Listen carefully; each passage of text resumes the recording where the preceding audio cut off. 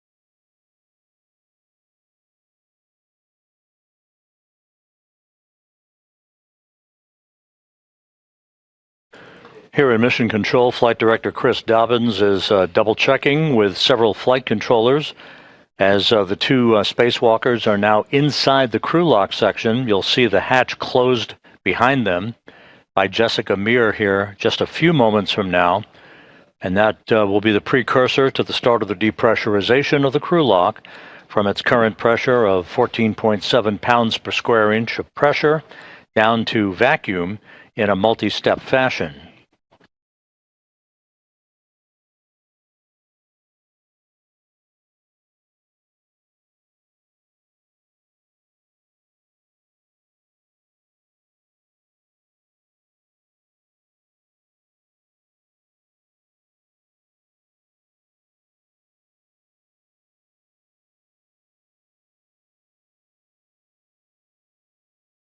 The flight control team are reporting back to Chris Dobbins that everything is in order, no issues being worked whatsoever, either with suits or systems, and so we're just standing by for the final few procedures to make sure that the two spacewalkers are comfortable inside the crew lock section and in the right orientation for when the hatch is closed behind them.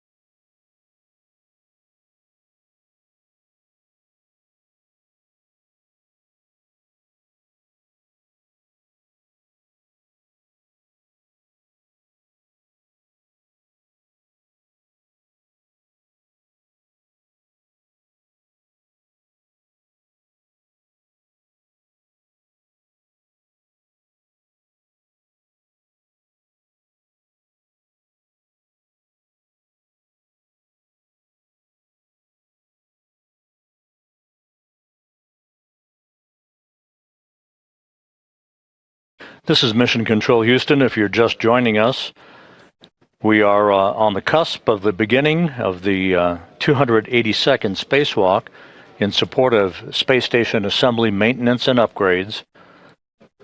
You can see in this view in the Quest airlock, in the foreground is Jessica Meir. Jack Hathaway is right at the hatchway, the dividing line between the equipment lock section and the crew lock section. Inside the crew lock are the two spacewalkers for today, Anil Menon, EV1 or extravehicular crew member number 1, wearing the suit bearing the red stripes, about to begin the second spacewalk of his career and the second in the past 12 days. Sophie Adenot of the European Space Agency is about to begin her first spacewalk. This the fifth spacewalk conducted out of the space station in 2026, and the second for Expedition 75 crew members.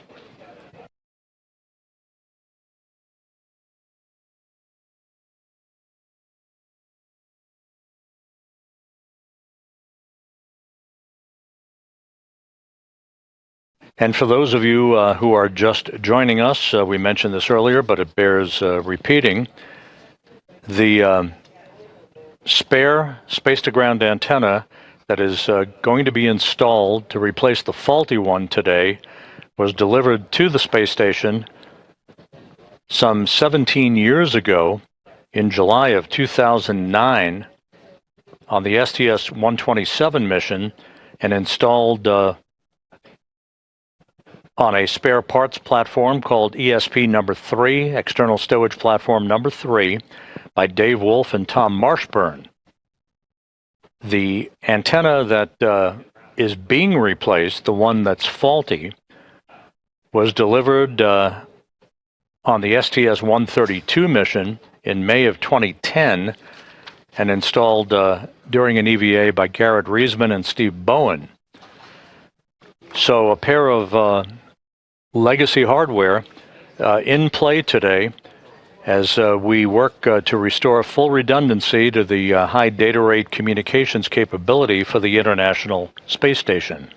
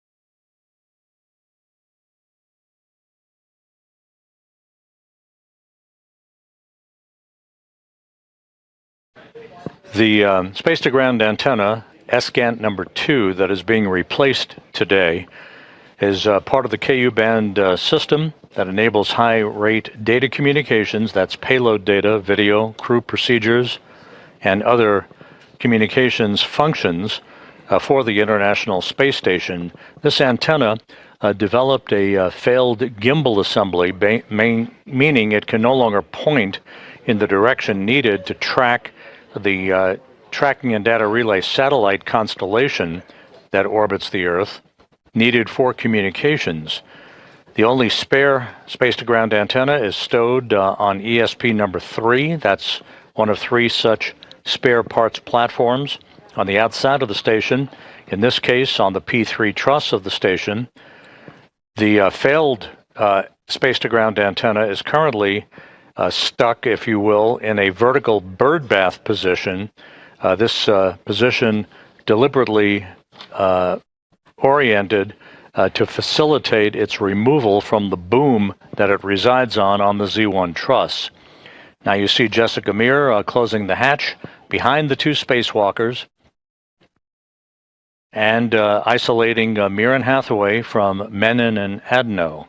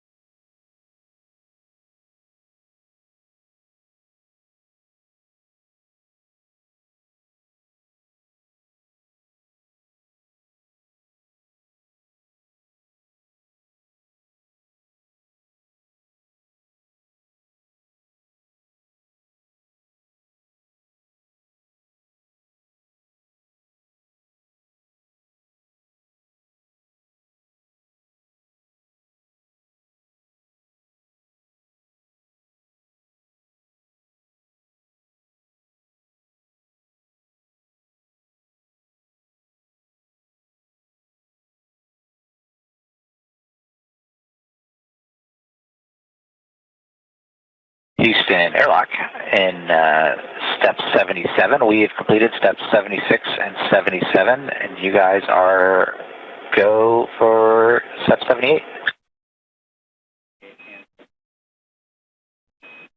We copy, Jack. Step 78 and 79 are in work.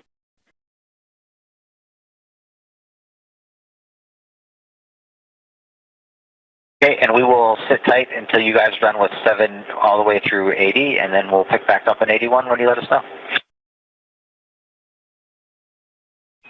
Copy, those are in work.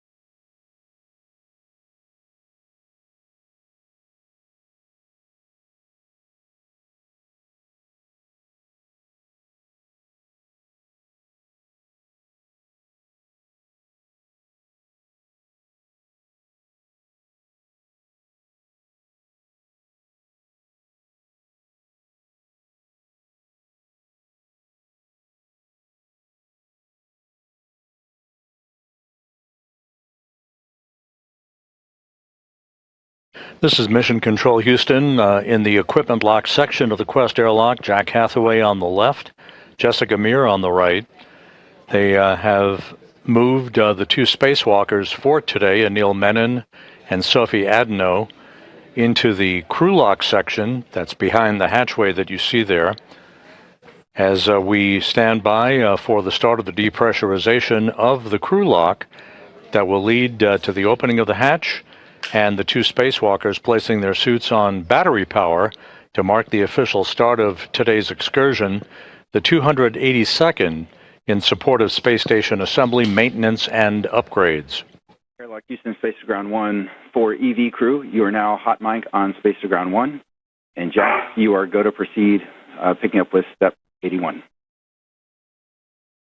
One copy. Two copies.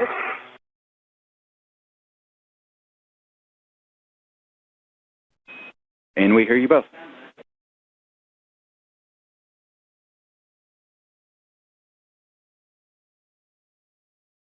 And airlock, we copy that we are proceeding in step 81.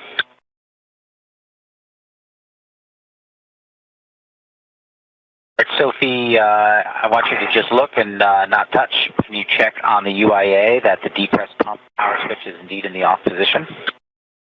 Depressed pump power off OSS. Verify that the depressed pump enable LED is on ON. Say again. Verify the depressed pump enable LED is illuminated, is on ON.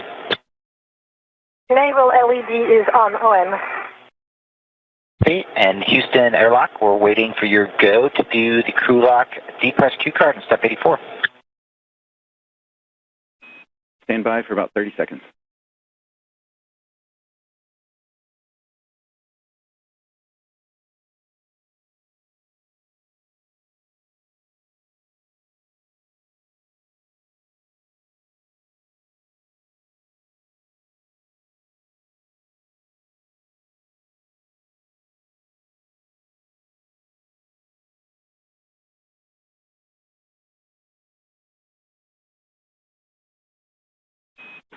Thanks for your patience, Jack. With that, we are go to step into the crew lock depress, repress crew card. Copy, we're go in step 84 to start the Q card.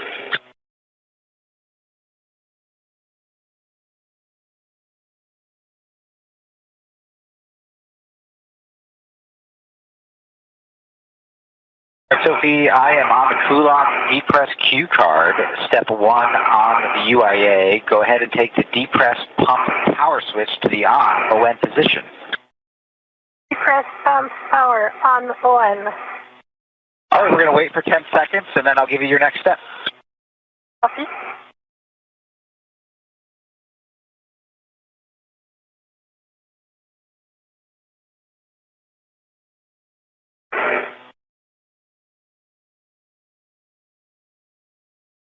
It's been 10 seconds. You can take the depressed pump manual isolation valve to open, and you can expect an alert tone. Copy.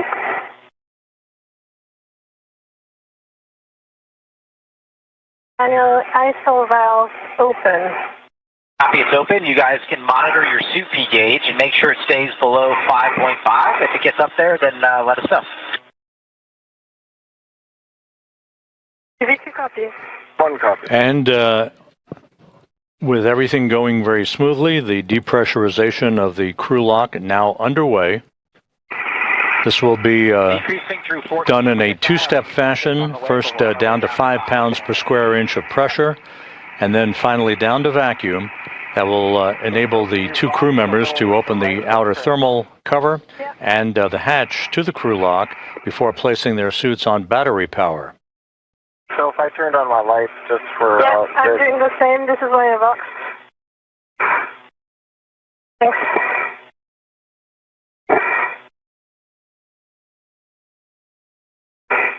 It's on EV2.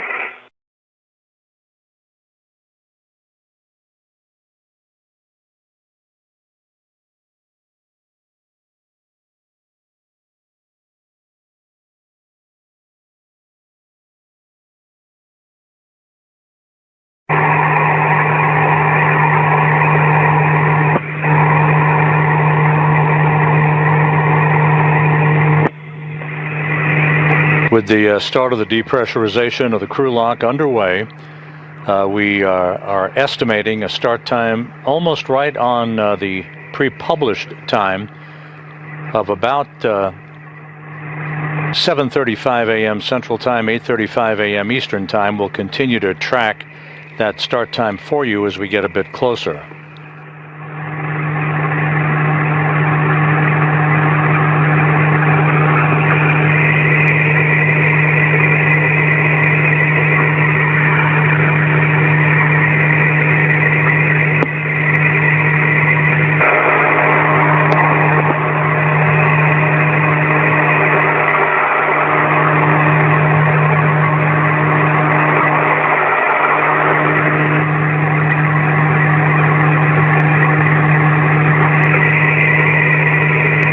The crew lock now passing 10 pounds per square inch of pressure.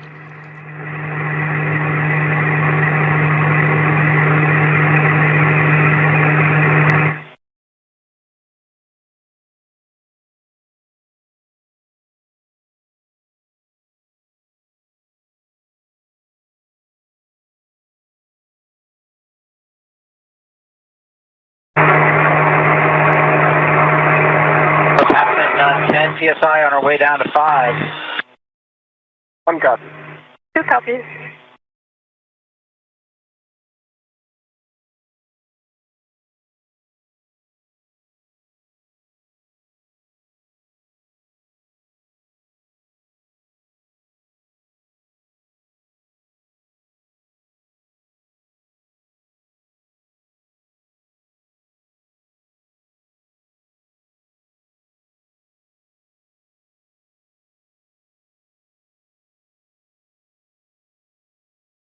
As the depressurization of the crew lock continues, the International Space Station is flying from southwest to northeast across the Pacific Ocean, just about to fly directly over Samoa.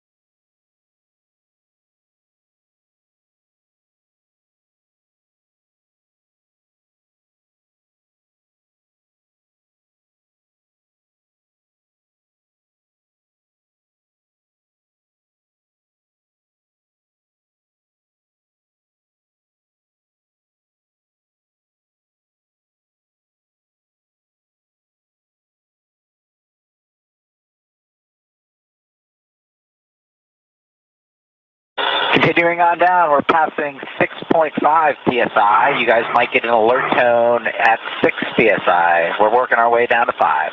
1 copy. Copy.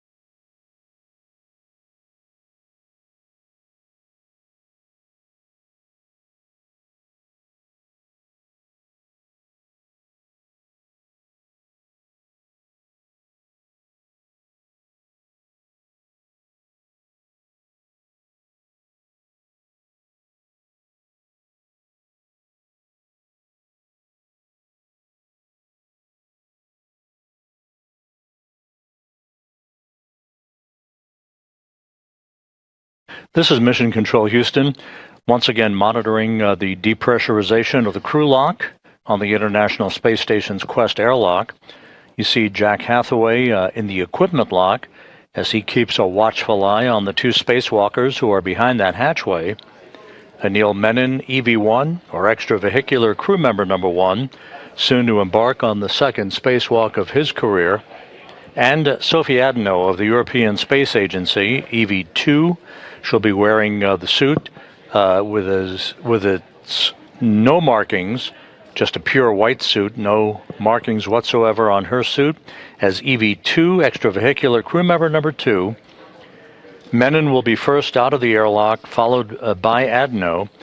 They will set up their tools and tethers, turn on their helmet cameras, and then begin to make their way over to start the process of removing the failed space-to-ground antenna that is sitting on a boom on the Z1 truss of the International Space Station.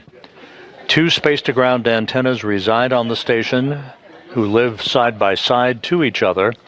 The failed antenna will be replaced by a spare that is housed currently on external stowage platform number 3, ESP number 3, that is on the P3 truss or port 3 truss of the International Space Station. You'll reach out and put your hand on the depressed pump manual isolation valve and take it to close. You should get an alert tone. Depressed pump man isolator valve is closed. All right, glad to hear that. Now we're going to get into a leak check. So both EV1 and EV2, if you'll take your display switch to status until you see a leak check question mark, and then a long yes to execute, follow the displayed instructions, and let us know when you're done. Copy. 1 copy.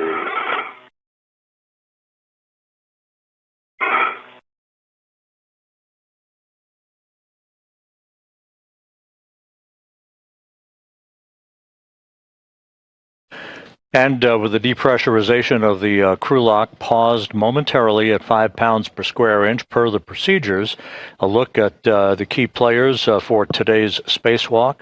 At the top of your screen is veteran astronaut Anne McClain. She will be the intravehicular crew member, or IV crew member, who will be talking to the 2 spacewalkers, guiding them through their procedures as they replace the failed space-to-ground antenna outside of the station today. Seated to her left is spacecraft communicator Steven Zenter. He'll be talking directly to the other crew members inside the space station. Flight Director Chris Dobbins is in the light-colored shirt on console. He is presiding over today's spacewalk, joined to his left by Flight Director Chloe Mering, who will be the flight director on August 25th, in charge of what is known as the triple jump spacewalk, which will see a variety of tasks to reconfigure systems on the outside of the station. Action alert. That's a good leak check for 2. And let me know when you're both in O2 actuator EVA. Copy. 1's an EVA. Copy EV1 and EVA.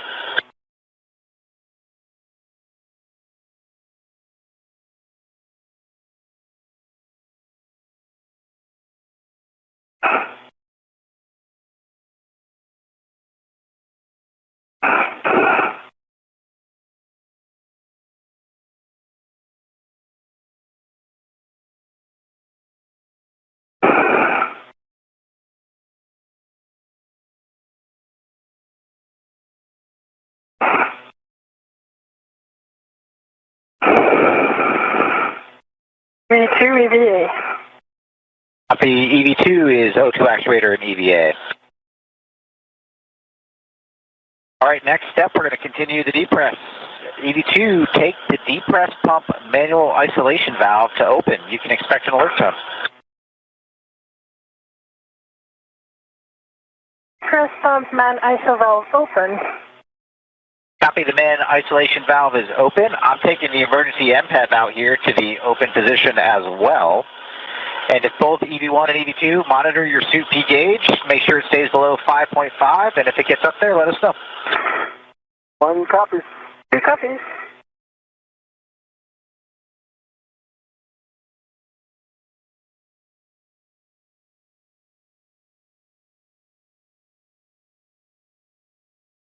The depressurization of the crew lock once again underway after a momentary pause. This will take the crew lock down to vacuum, enabling the outer hatch then to be open, and for the 2 crew members to place their suits on battery power. That will mark the official start of today's spacewalk.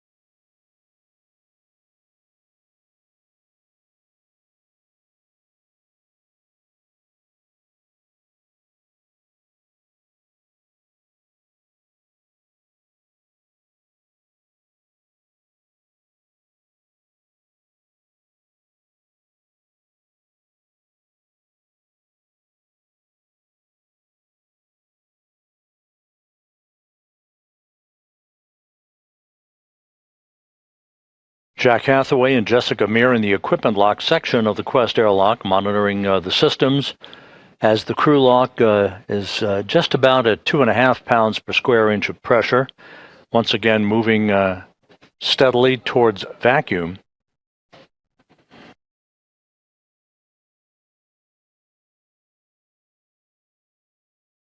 Today's spacewalk expected to last about 6.5 hours in duration. There is a lot of work with pistol grip tools, the power tools that will be used to unbolt and rebolt a number of connectors and points on the space-to-ground antennas to remove the failed antenna from its boom on the Z1 truss of the station, and to replace it with the spare antenna that currently resides out on the port 3 truss of the complex. We are decreasing through 2 psi. It's time to take the depress pump off. So, Sophie, if you would take the depress pump manual isolation valve and take it to closed, please. It is depress pump man ISO valve closed.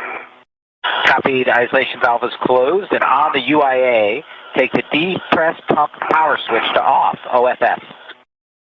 In work?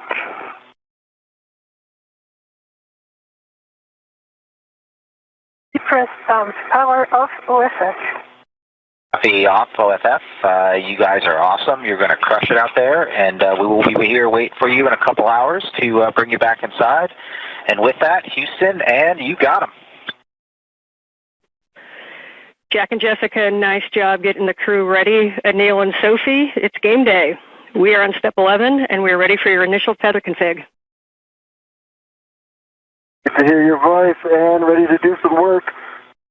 Thanks, Jack and Jessica, and here goes the tether config. I'll start with mine, but on the left side I have a D-ring extender that's connected to a waist tether. The small hook is closed lock black on black, and the large hook is connected to that D-ring extender, so it forms a loop, and that large hook is unlocked. On my right side, I've also got a D-ring extender. The small hook is closed lock black on black, and the large hook is on my NWS unlocked. And then on the right side, the red hook goes direct. My D-ring, closed lock black on black, and that goes to the red reel unlocked. And on the red reel is the green hook, closed lock black on black, and the yellow hook goes to the green reel.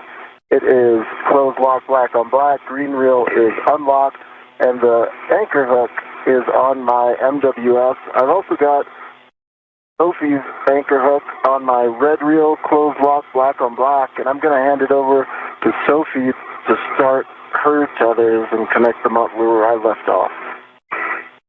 Copy, Anil. Thank you very much. So I'll start with my left. I have a D-rig extender on which there is a small hook of the waist tether, gate closed, locked black on black.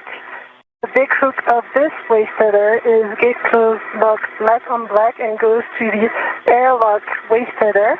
Big hook, which is gate closed, locked black on black.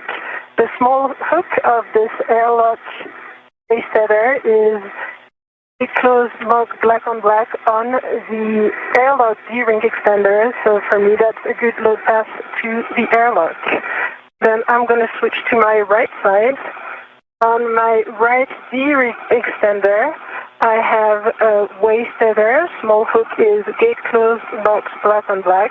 And the large hook is on my mini workstation. On this right D-rig extender, I also have a red hook from my red reel. This one is gate closed, locked black on black. My red reel is unlocked, on which there is a green hook, also gate closed, locked black on black. The yellow hook goes to the green reel. Yellow hook is gate closed, locked black on black. The green reel is unlocked, and I think Anil verbalized already that Anchor hook. the anchor hook is gate closed, locked black on black, which I double checked here on his tethers. So for me, that's a good config. Okay, Houston is tracking a good initial tether configuration. So when the crew lock DPDT is at 0, you will expect an alert tone. Okay. That long list of procedural checks by Anil Menon and Sophie Adenot. And Anil and Sophie, it's going to be about 10 minutes to get down to that number.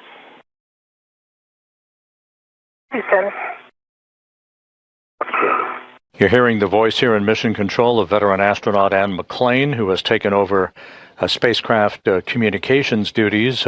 She is standing there in the lavender jacket. She will be talking directly to the two spacewalkers, guiding them through their step-by-step procedures as they replace a failed space-to-ground antenna on the Z1 truss of the International Space Station.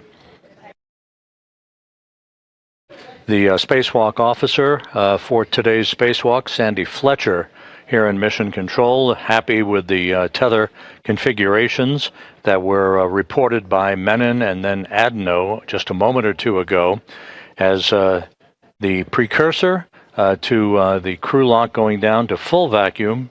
That will occur momentarily, setting the stage for the opening of the outer hatch and the suit's being placed on battery power to mark the official start of this 280-second spacewalk in support of space station assembly, maintenance, and upgrades.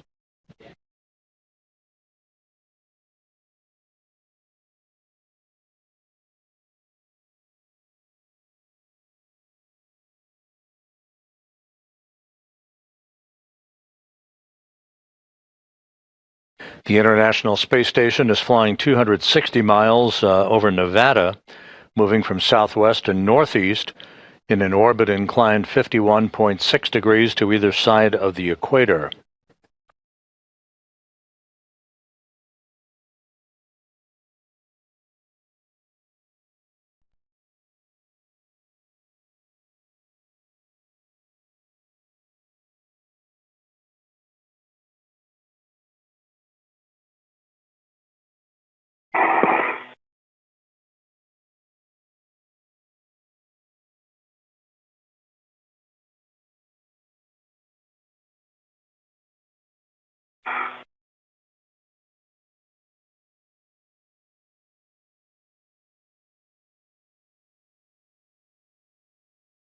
The space-to-ground antennas that are the subject of today's spacewalk activities, there are two of them that auto-track, if you will, basically move or swivel to point themselves in the direction of the tracking and data relay satellite system, part of the Ku-band system that enables high data rate communications for payloads, video, crew procedures, and other systems on the International Space Station.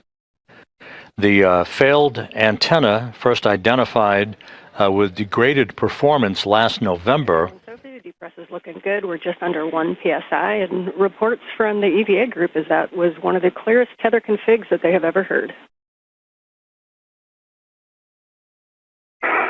Off to a good start, Ann. Thank you. Thank you. And McLean reporting a good report card for the two spacewalkers on their tether configurations before they venture outside of the crew lock into the void of space. The failed space-to-ground antenna, which first exhibited degradation in its performance back in November, has a failed gimbal assembly, meaning it can no longer point in the direction of the TDRS constellation that's needed for proper communications. So the spare space-to-ground antenna, which is on external stowage platform number 3, out on the port 3 truss of the station, will be brought into play today, first delivered to the station on the STS-127 mission back in 2009.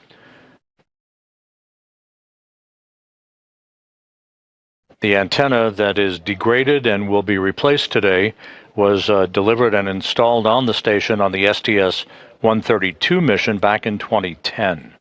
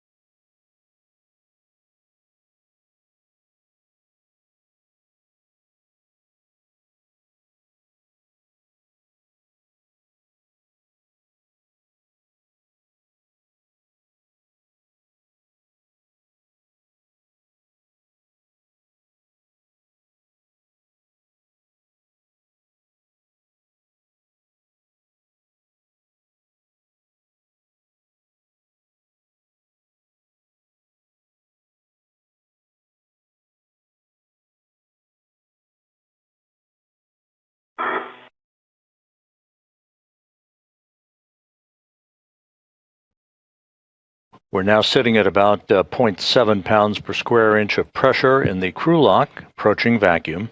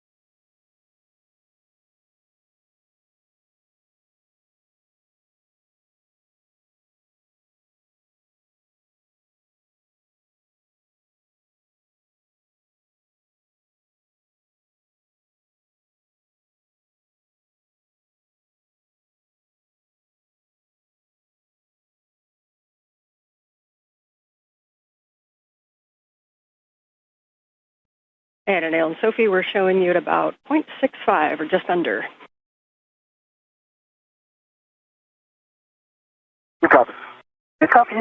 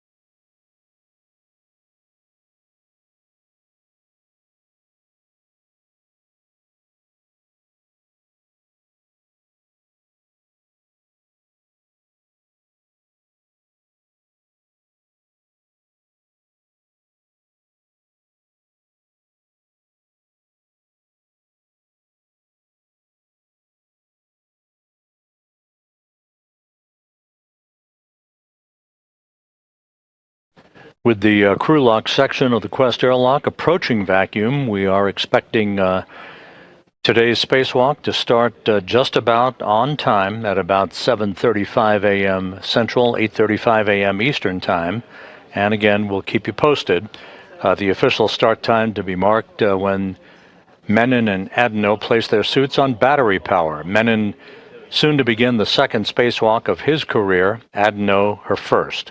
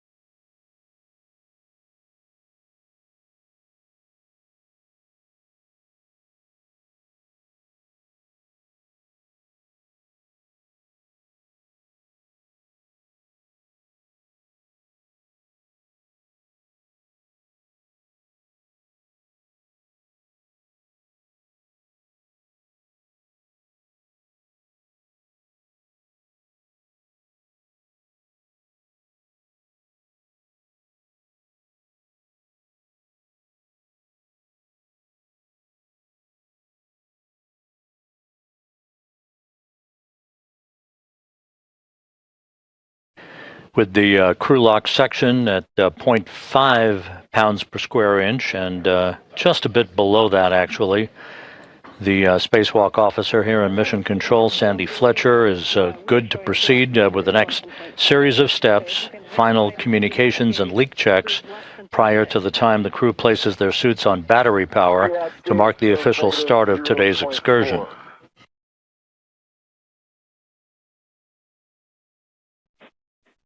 Well, that will work for us.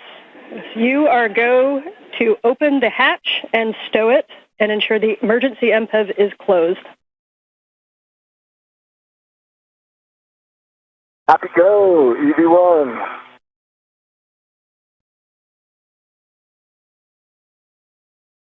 And Anil, you don't have to worry about that. The MPEV, that's for Jack.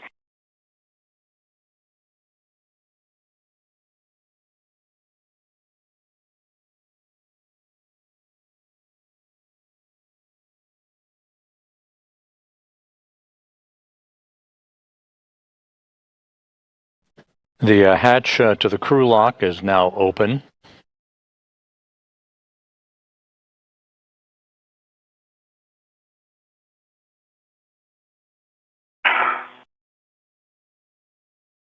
Right, open and stowed. Standing by for the crew to put their suits on battery power. I put down my visor. Copy, visor down, EV2.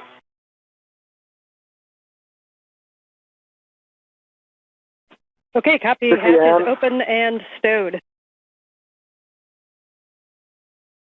Confirm, EV1.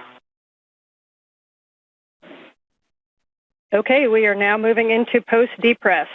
On your DCMs, switch power to BAT, stagger your switch throws, and expect a warning tone. EV1 is going to go first. Confirm. BAT. Copy, EV2 going now. BAT.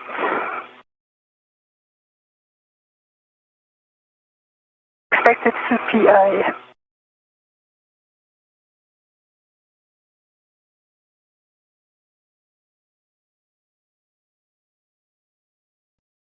And for EV2, Sophie, did you say that power is BAT?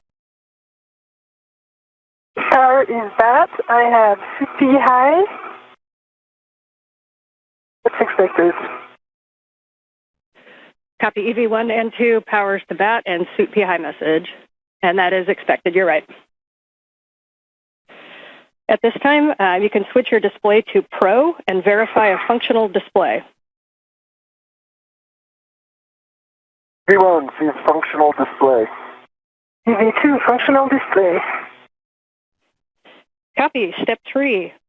On the UIA, EV2, Sophie, switch power EV1 and 2 to off, OFF. And check that the LEDs all 4 go off. Copy. In work. EV1 power off, OFF. And 2 LEDs off. EV2 power OFF and 2 LED off. Copy. Step 4, for both crew, you can remove your SCU from your DCM. You'll install your DCM cover and stow the SCU in the pouch with your pouch Velcro closed. This is Mission Control Houston, with Menon and Adenot having placed their suits on battery power. The official start time for today's spacewalk, 7:29 a.m. Central Time, 8:29 a.m. Eastern Time. The 282nd spacewalk in support of space station assembly, maintenance, and upgrades now officially underway. Start time, 7:29 a.m. Central, 8:29 a.m. Eastern Time.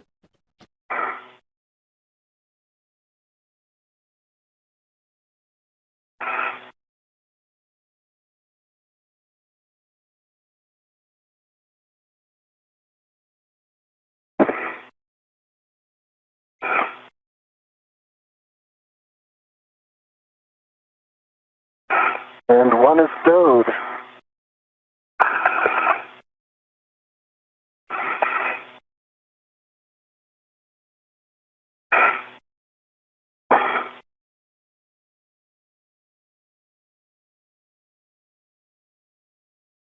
Anil Menon will be first out of the airlock, followed shortly thereafter by Sophie Adenot.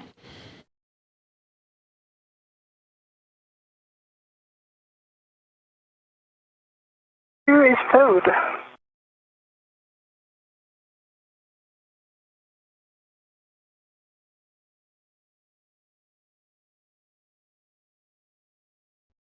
For EV2, Sophie, we understand SCU is disconnected and in the pouch. SCU is disconnected and in the pouch. Copy, thanks. And we'll wait on EV1 to proceed. EV1 is disconnected and in the pouch. Copy, and can you both verify that your DCM cover is installed? DCM cover installed. DCM cover is installed. Copy. EV2, Sophie, check that the depressed pump man ISO valve is closed. Press pump man ISO valve closed. Copy. Both crew, on your DCM, take your temp control valve to max hot, which is lower numbers. Good opportunity to use the mirror.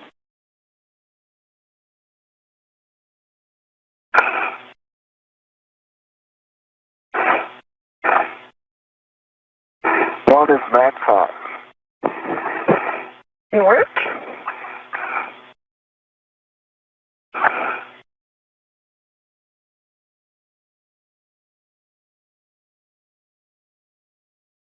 Two max hot.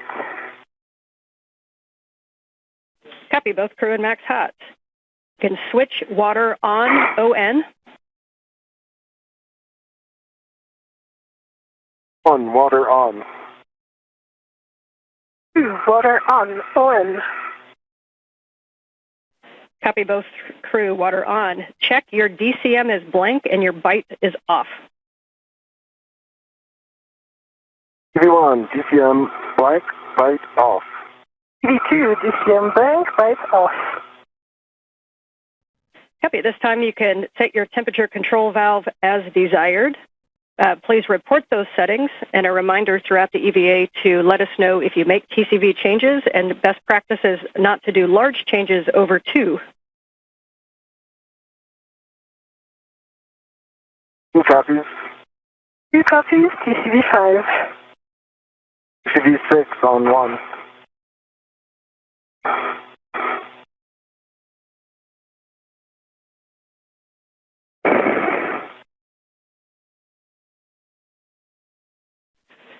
Copy 6 for EV1. And EV2 has 5. Yep, 5 for EV2.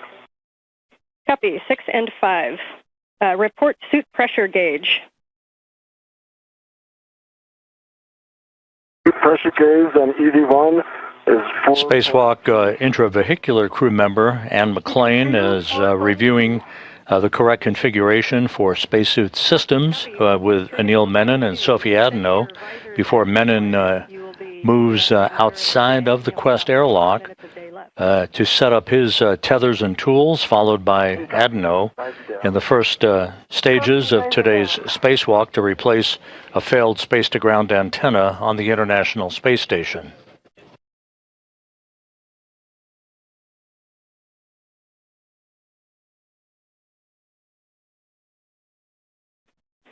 And standby 1 while we check suit data.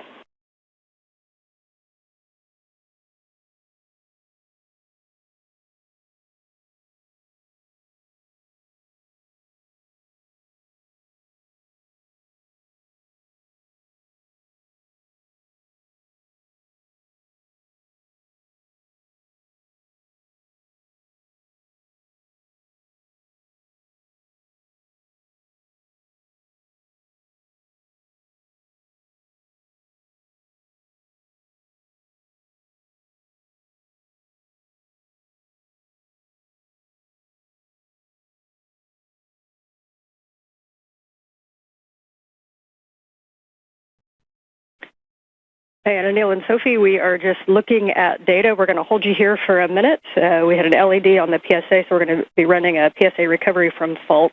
So we'll just stand by where you're at for a couple minutes. Standing by. Standing by.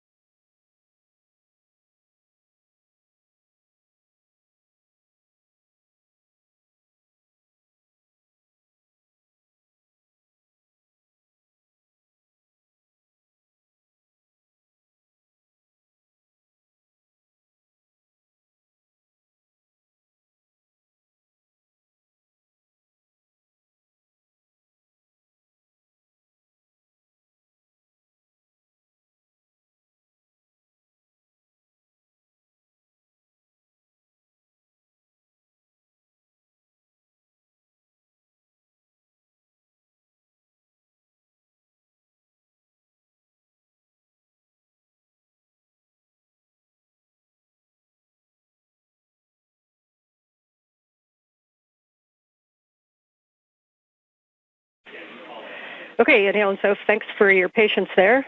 And we just have the IV crew running some steps on the PSA, but it does not impact you. So at this time, Anil, you are go to open the hatch thermal cover. You can unhook the strap from the magnetic plate D-ring, move the hook to the integral tether point, and cinch the strap until snug. When you do, please report number of Sharpie lines. Hey. Opening the thermal cover now.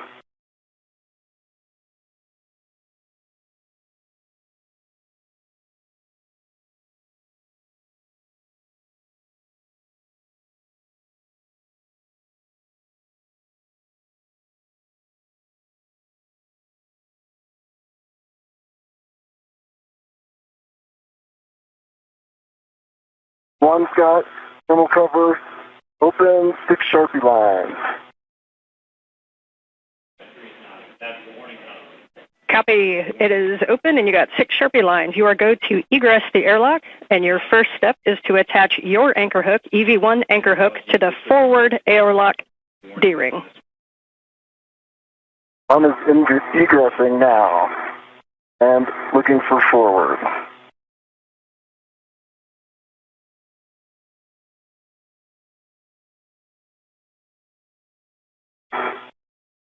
Okay, your tethers are looking good from here and all good. It is. And just about 11 minutes into today's spacewalk, the outer thermal hatch on the Quest airlock is now open.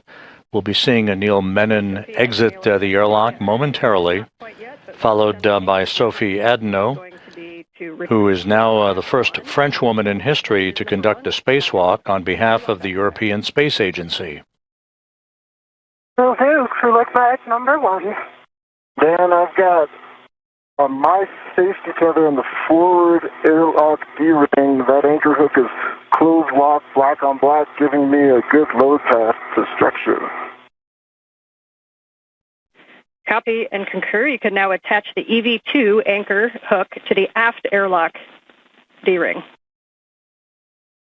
The space station is currently flying over northwest Africa, moving from northwest to southeast.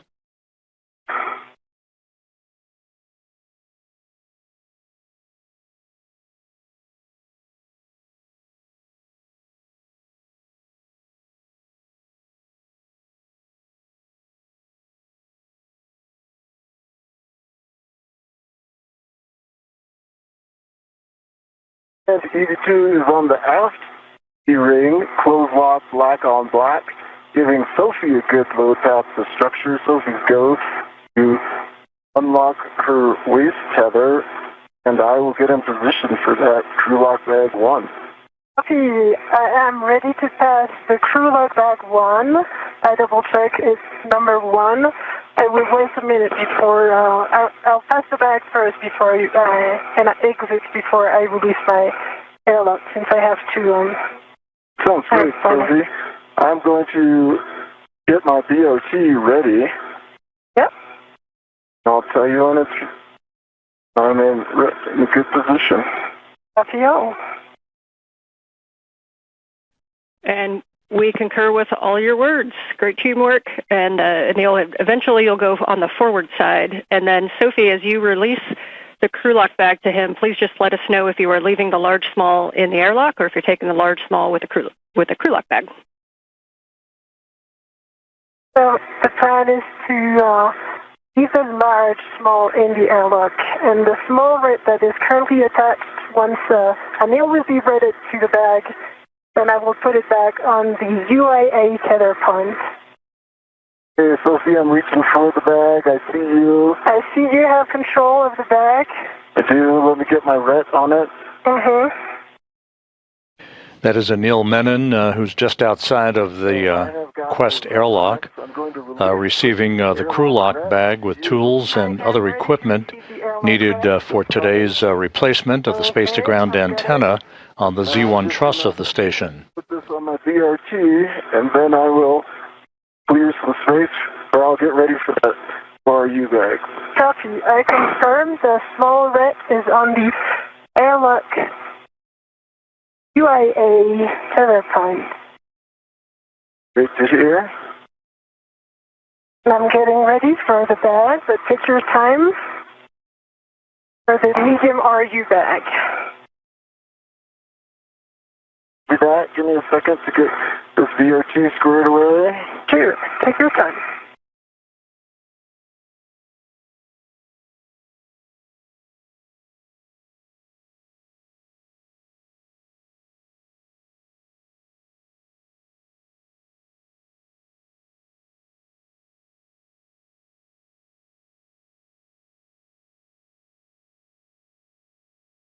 Okay, my BRT is back and away, and I have a ret ready for the medium RU bag. Okay, I'm ready to pass the medium RU bag. Sure, it's clear on my tether.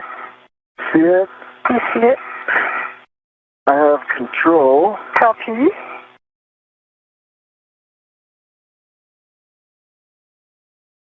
I now have a ret on the handle, Copy. and let's see the airlock ret. I'm going to shake it. It's right here, right? Yes, I confirm.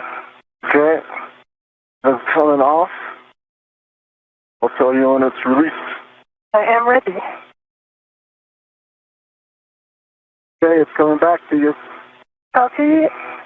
I have the ret. You have the ret. Yep. Okay, I'm clearing some space.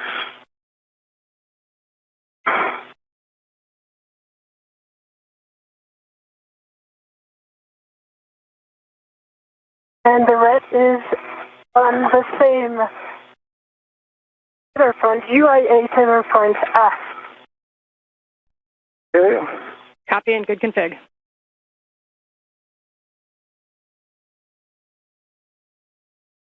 And I am ready to egress whenever you give me the go. You have the go. Copy. Egressing now.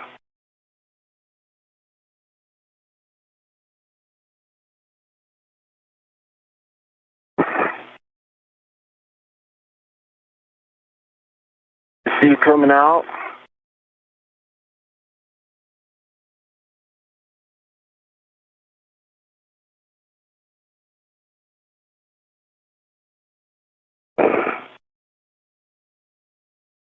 Your hand. Hi, Anil. Hello. Okay. I am going to the aft side. I already have a local, so I keep it. And now I'm putting my end effector. All right, I'm out. I'm ready for the body checks. Oh, maybe before. Yeah, I'll take my bag before. Yeah, that's true. As you like. That's a good idea. Yeah, I'm just move some tangles here.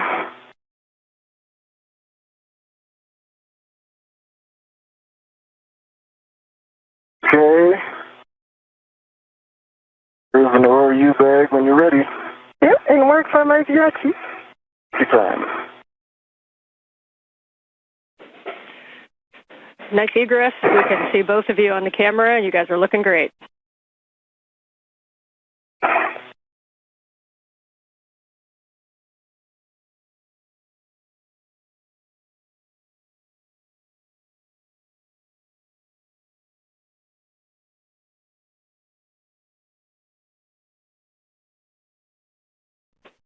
And as you guys get situated with the bags on your BRTs, just a reminder that to tighten your BRT knobs and really take a look at where your ORU bags and crew lock bags are. The divers are not as much of a help in space, so you want to keep those nicely tucked to your body, and you may need to use those joints on the BRT.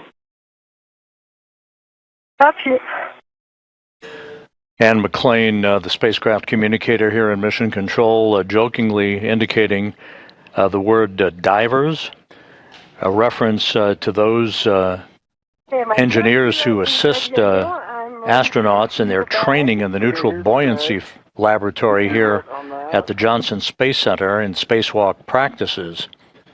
Anil Menon outside of the airlock, as is Sophie Adenot, Menon wearing the suit bearing the red stripes, Adenot with the unmarked suit, as they make sure that they have all of the orbital replacement unit bags with their tools and tethers and all of the other equipment that they'll be using during today's spacewalk to replace a failed space-to-ground antenna on the truss of the International Space Station. I see your red on it. Okay, let me double check. My red is on it. Yeah. I'm just going to put the large hook where I expect it to be. Like here. Here it goes. I'll let you release my red. Yeah, I'm ready to release your red.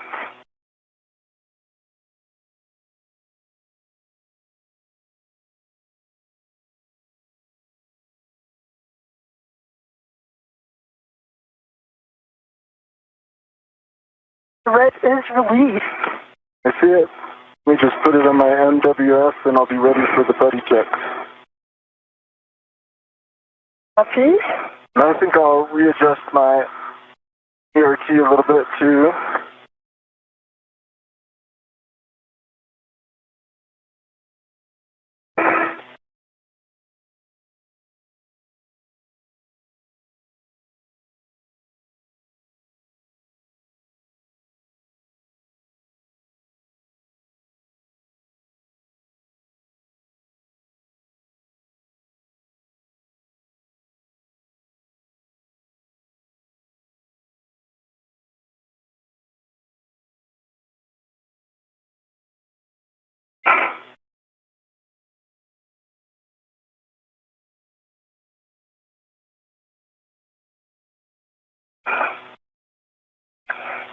Okay, I just want to make sure my tethers are on the right side of the ERT and it's in work.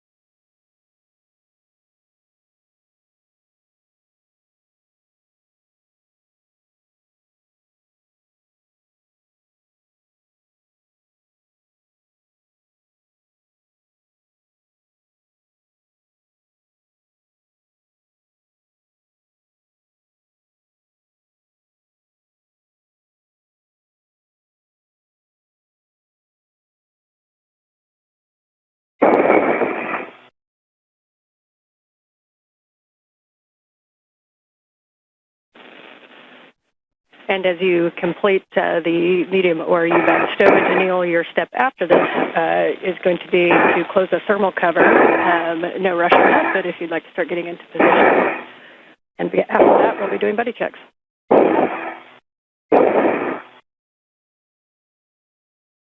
Yeah, in order for him to close the thermal cover, I will need to change my status position.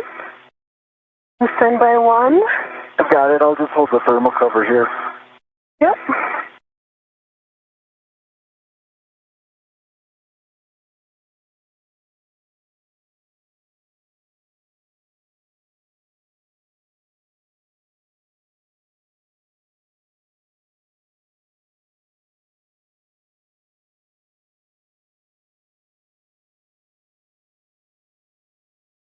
I see your waist tether up. I see the airlock waist tether.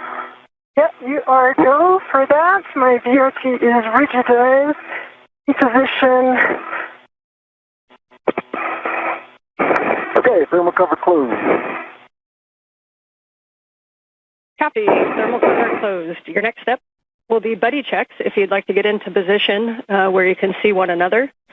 And I'll just remind you of the list as you get into position. We're going to be turning on our HECAs. Then we'll be checking for green LEDs, MWS and BRT tabs, safer handlers, and tethers and tools. That's All right. I'll start off, Sophie, okay? Yeah. I see one green light. I see your 4 lights, headlamps are on, just confirming that for you. I see your 2 safer handles are down, and I see your 3 tabs are up. Taking a look at your tools and tethers now, and while I'm doing that, think about your hat and gloves. Okay, my hat is dry and gloves are baseline nominal. Tool and tethers look good. The only thing I have for you is your left waist tether. It goes off of your D-ring extender on the outside of your BRT to that circular handrail. Yeah, so I see that. just be aware when you take it down on the outside. Yep, I see that, and for now I will leave it like this. It decouples from the tethers. Let me check for you. I see one good green HECA light. I see your 2 helmet lights, nominal. I see your 3 tabs up. I see one and, right. Your left safer handle is up. 25 minutes into today's spacewalk, Anil Menon and Sophie Adenot performing what are called buddy checks, basically examining each other's suits and tethers to make sure everything is in order before they move away from the Quest airlock. They're also reporting that their HAPs, or helmet absorption pads, are dry. That's the way they should be in their helmets, and that their gloves are looking good as they set out to the work site that will enable them to begin the first part of today's spacewalk, the procedures to remove a failed space-to-ground antenna from the Z1 truss of the station. All right. Let me check your tools and config. I see the tether config is good and all the sliders are as expected. Tools and tethers look good to me. And I see your bag resis on your BRT. And yeah, that's the manual. Okay. And Sophie, can you just confirm that you checked both safer handles, please? Yeah, both safer handles are down. The one that was up was ISO valve on the left side. Now it is down. The 2 are down, I can confirm. I've got a dry hat, Dan. Copy, thanks, and copy HAP. So at this time, Anil, you can begin your translation to ESP2 forward.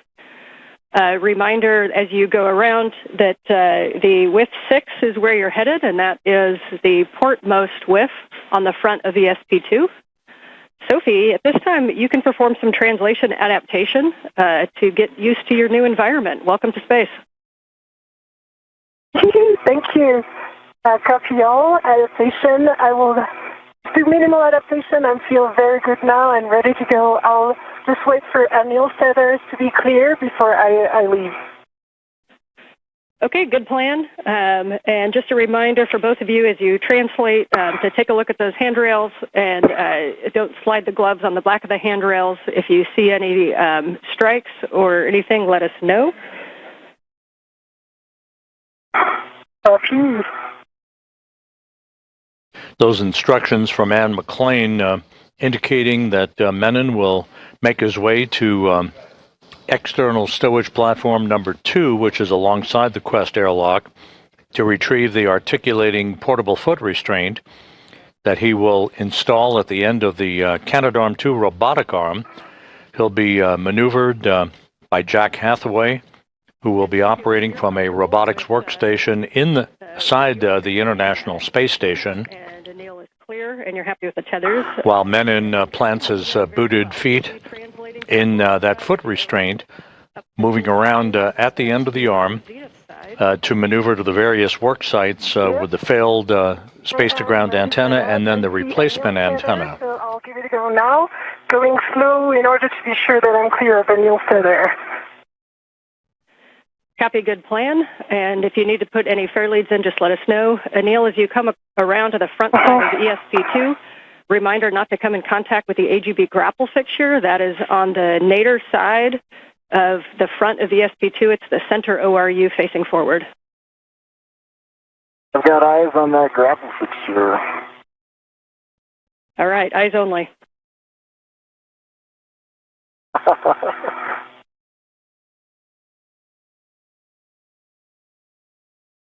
Anil, I see your tether. I leave it on my left, and I double check that it's not my bag. Yep, and you'll find as you come around the corners is when that bag's going to want to swing. So you're going to be coming around to the forward side of the airlock, and as you come up, we're going to recommend that you stay starboard of the CETA rail to keep your tether routed that way.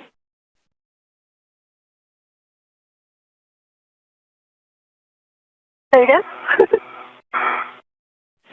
Yep, as you come up to the top of the airlock, we're going to keep you on the starboard side of the CETA rail, just as you're going right now, just to keep your tether routed on that side. Yes. So you're going to come up the airlock toolbox, and if you see a handrail 0551, you are in the right place.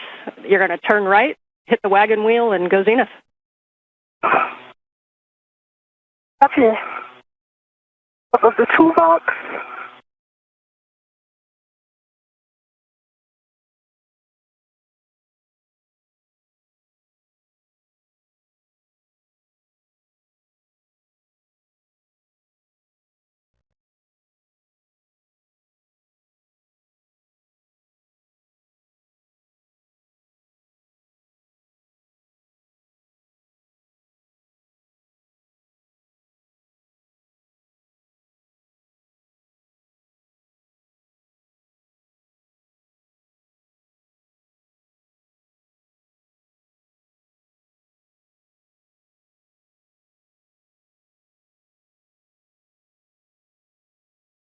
I'm going to take the forward pass, the V1. Okay, we understand you're going to go on the forward path. So reminder, it's probably easiest to translate on the high-pressure gas tanks. They've got those handrails that'll put you right at the base of the forward path to Z1.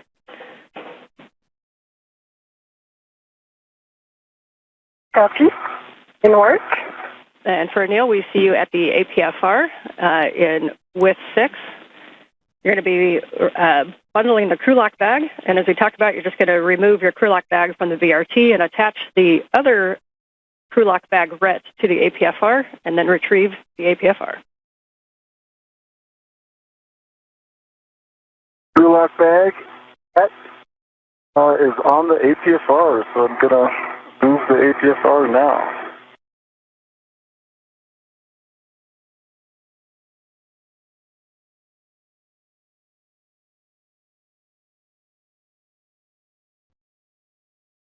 And Sophie, as you get up there, I'm sure you're going to get a nice view of the SAS antenna. You're also going to see some heat pipe radiators. Those are going to be the big squares that are shiny, and those are a no-touch. Yep. Copy.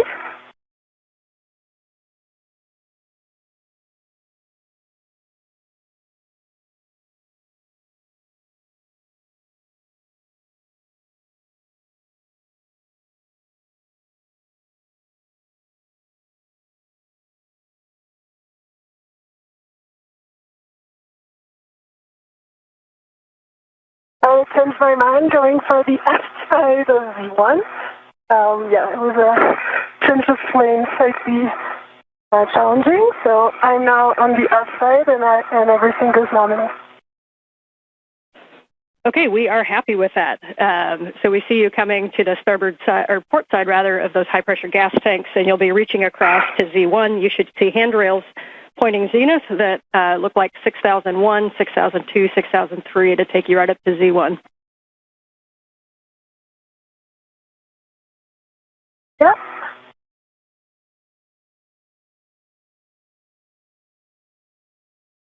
I'm mindful of the ATSR and the SOSA antenna.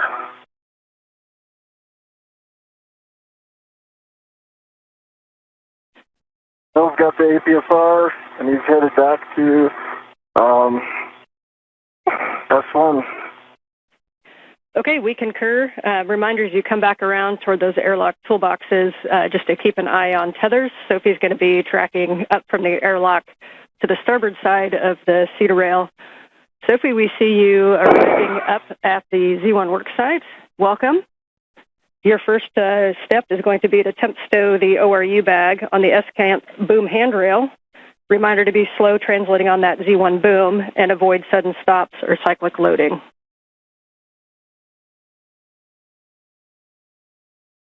Copy.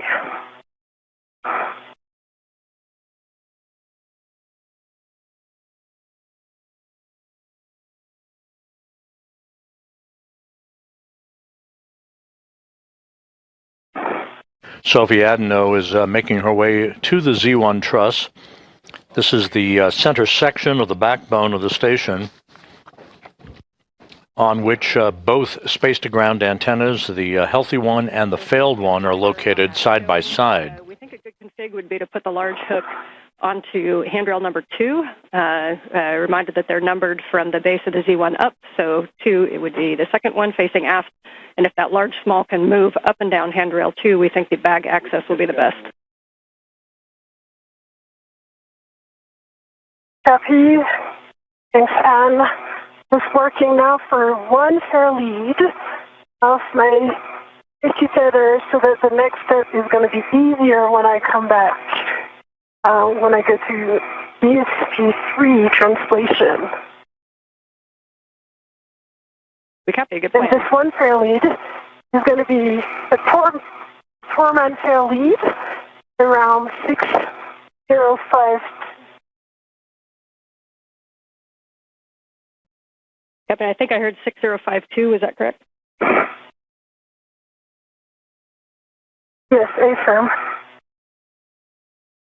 Okay, yeah, we like that plan, and a reminder that's going to be where you put an AET later when you stow the S-cant there, so good recon. Like a good helicopter pilot, you like your recons. Yep. All right.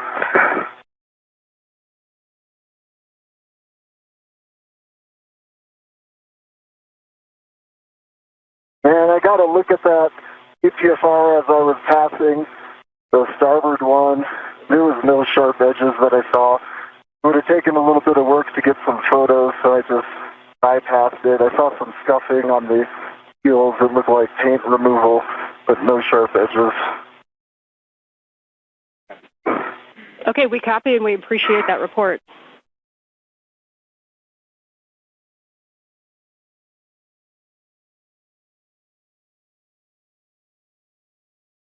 Okay, Sophie is in position for the bag stowage with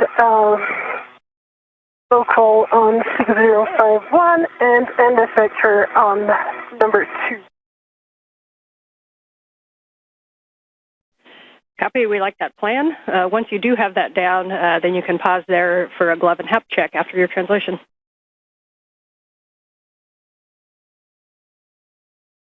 Copy, and I will also change my TCV setting.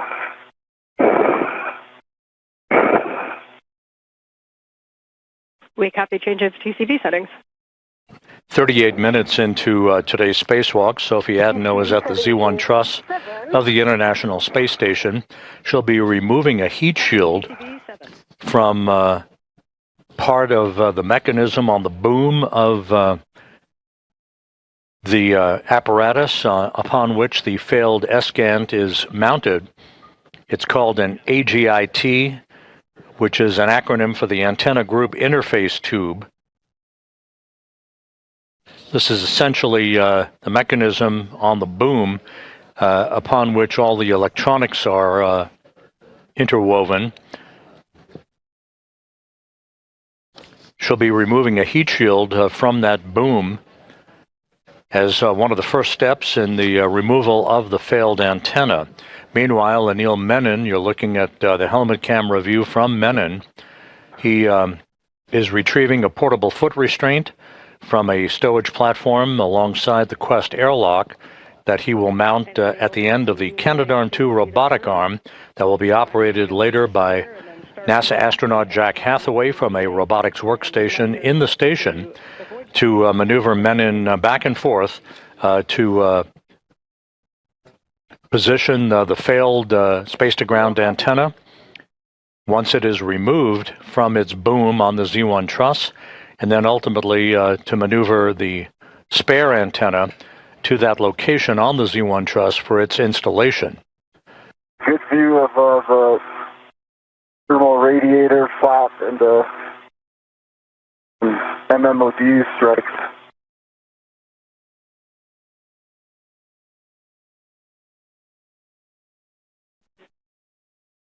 The MMOD on the one on the top. Okay, we copy the report. Thanks.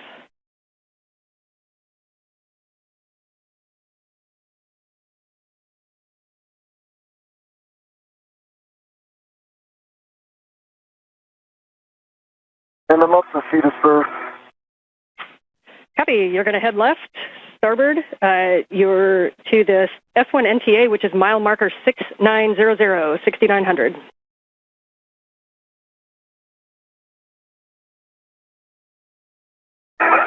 And Sophie, as you get things stowed, your first action is going to be to remove the heat shield. So you'll be opening at that bag, and you'll be tethering to the agate heat shield and to put it in that bag.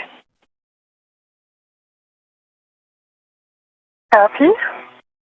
Right now, I can confirm I have 2 AET, 1 on the handrail 2 and 1 on the handrail 1, and I'm currently removing my VRT. The bag is a good config. I'm going to switch it down so that it doesn't fly away. Hey, and Sophie, I am in place now, so if you have some comms, Sophie, now's the time. Otherwise, I would start chatting with Jessica. Yeah, got plenty of them. I know my next step is the heat shield, and that's coming right after the VRT stowage. Yep, and for Sophie, just a couple cautions to avoid contact with the ESGANT dish and the gimbals. And the max loads on the ESGANT is 45 pounds, which is 20 kilograms. Your steps that you can go ahead and take is to go up and retrieve the heat shield. You're going to tether to it and release the quarter turn fasteners. And then reminder that over on the starboard side underneath, there is an elastic strip that you need to remove. And then you can stow that agate heat shield into the ORU bag. For Anil, I can give you a go to speak with M1. Love that. Hello, Jessica. I am in place. I see the arm and I see good clearance. Your go for APSR install. Okay, we copy that your go for the GCA to the published position. This is going to bring the arm toward you, station aft. Copy.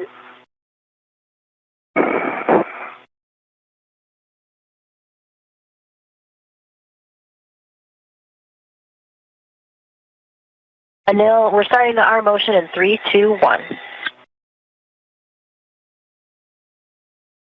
Jessica Meir is accompanying Jack Hathaway at a robotics workstation inside the station. As you can see, Hathaway is the prime robotics operator for today's spacewalk. maneuvering the Canadarm2 into the right position so that Menon can install the portable foot restraint at the end of the arm. He'll be riding at the end of the arm to move the space-to-ground antennas, the failed one and the replacement antenna, back and forth for the replacement work that is yet to be accomplished during today's spacewalk, which is now 43 minutes in duration.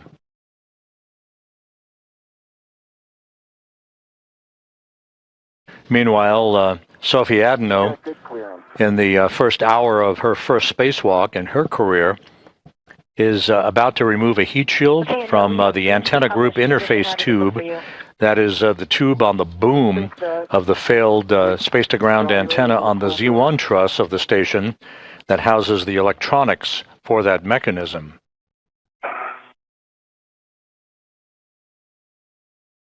Let's call GCA complete here. Okay, copy GCA complete. Stand by while we get breaks.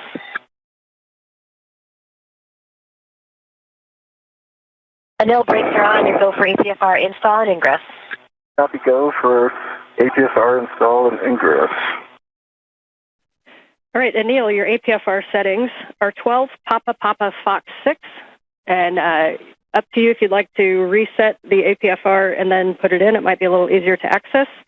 You'll be looking for 12 for the clocking. 12 Papa Papa Fox 6.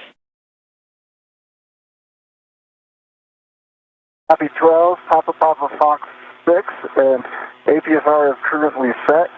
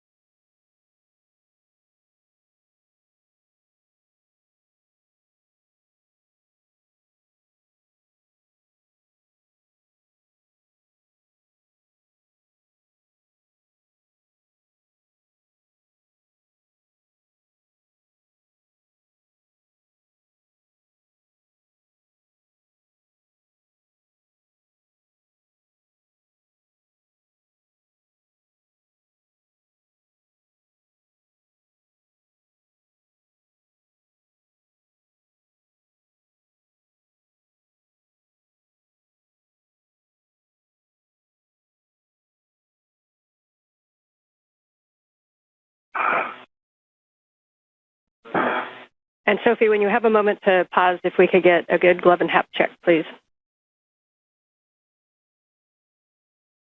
Sure. Pausing right now, and cap is dry. Those are nominal. Some dark spots on the RTV of my left hand. I put it in front of the HECA. But really minor dark.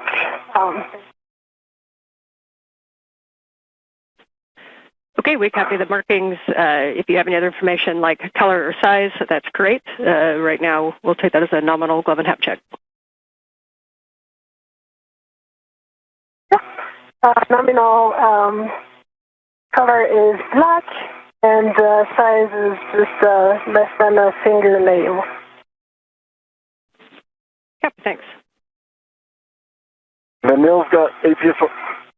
Neil's got the APFR installed, 12 Papa Papa Foxtrot 6. And I got a locking collar, black on black, good pull, twist test. Pitch knob is depressible. Anil Menon installing the portable foot restraint at the end of Canadarm2. Sophie Adenot reporting that her gloves look good and no issues with the helmet absorption pad in her helmet. It's nice and dry, just the way it should be, as we pass the 47-minute mark in today's spacewalk. The two spacewalkers, Menon and Adenot, setting up shop for the removal of the failed space-to-ground antenna. This will involve installing 12 gimbal lock bolts to prevent any inadvertent motion of the dish on the space-to-ground antenna during its transport over to its temporary parking place on the truss of the station, and ultimately for its installation on ESP3, which currently houses the spare space-to-ground antenna that will replace the failed antenna later in today's spacewalk.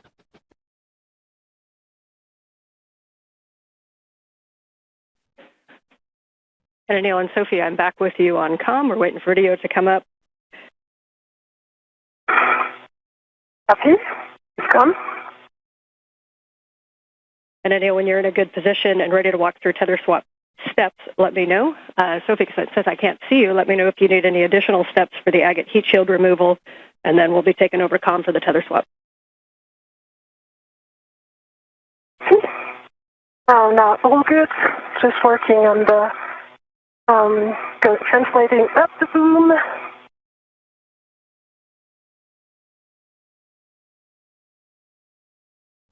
Okay, copy. And since we are in our first night pass, as you can tell, reminder that your helmet lights have 3 settings: off, spot, and flood. And each time you push the button, you get a different setting if you need it. Thanks for the reminder. Thank you. And the mill's ready for the tether swap.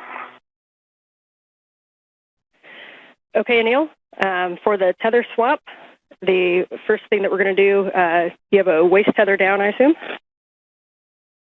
Waist tether's down and defector is down.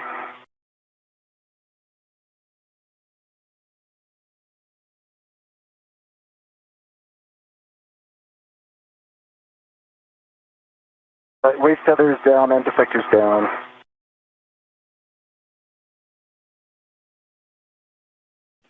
Hey, Sophie, how copy? I copy you loud and clear. All right. Tell me. Loud and clear. Copy. The tether from the ORU bag is on the heat shield, and I double-checked both sides. It's all good, so I'm now going to remove the quarter turn fastener. Gotcha. And for Dan, how do you confirm copy? the waist tether down? Waist tether is down and defector is down.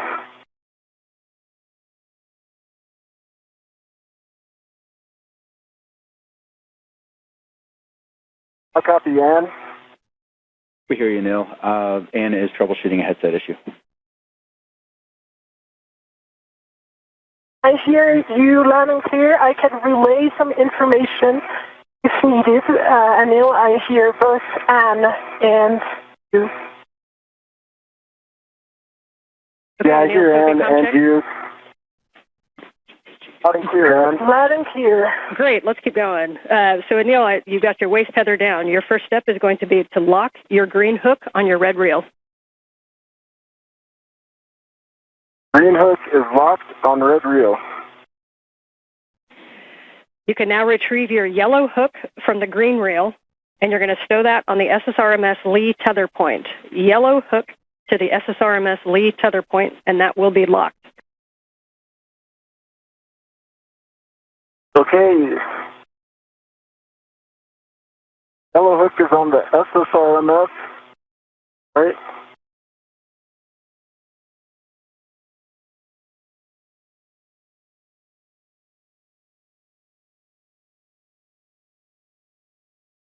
And yes, from yellow hook Yellow to hook is it's on and it's locked.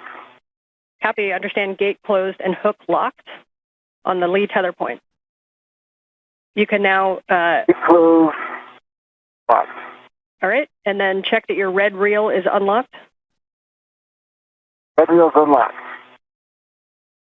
Copy, you can now lock your green reel, and then you're going to retrieve your green hook, and you're going to stow it on the S1 NTA handrail. So lock the green reel. Okay, I'm going to transfer to trust, then I'll do that and report back. Copy, and if you need it, the S1 NTA handrail is directly above mile marker 6870. And McLean working with Anil Menon to make sure that all of his tethers are in the right configuration. He is at the end of the Canadarm2 robotic arm. Alongside him, Sophie Adenot, as they set up shop for the beginning of the process to remove the failed space-to-ground antenna on the Z1 truss of the International Space Station that began to exhibit degraded performance last November. It is far down. And all the other sides are 100% covered with aluminum shield. There's no risk of fraud because everything is attached, and I'm in the process of removing it. Okay, we copy the report. We do not see it in the camera view. The camera view, just so you know, ends right where the agate handrails start, so just below the heat shield, and we're talking about the report. Okay, let me go up so that I can show it to you before finishing the removal. Do you see it now? That's a good view. Thank you. All right. Okay, I'm going to finish the removal.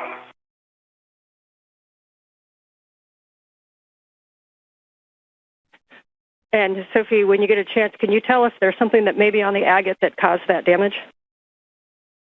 I think my suspicion is that sunlight is intense on this side, on the forward side, and the sun, like the thread that is the cross that is has like the pattern of the thread here is damaged. I would say it's too much sun rays on it. That said, I see that the aft side also has the beginning of this, right where the thread is in a pattern of cross. And I can point it with my finger. It's right here. There's no risk of fraud, but it's of course that's sufficient, I guess. Okay, copy. We have a decent view of it. If you wouldn't mind pulling it down and right, and just then we'll get a little bit better view of that. We really appreciate the report. Okay, down and right like this. That is beautiful, and then just slowly move it to the right, and we'll be able to see the whole thing. Okay. Every side of it has a little bit of aluminum torn.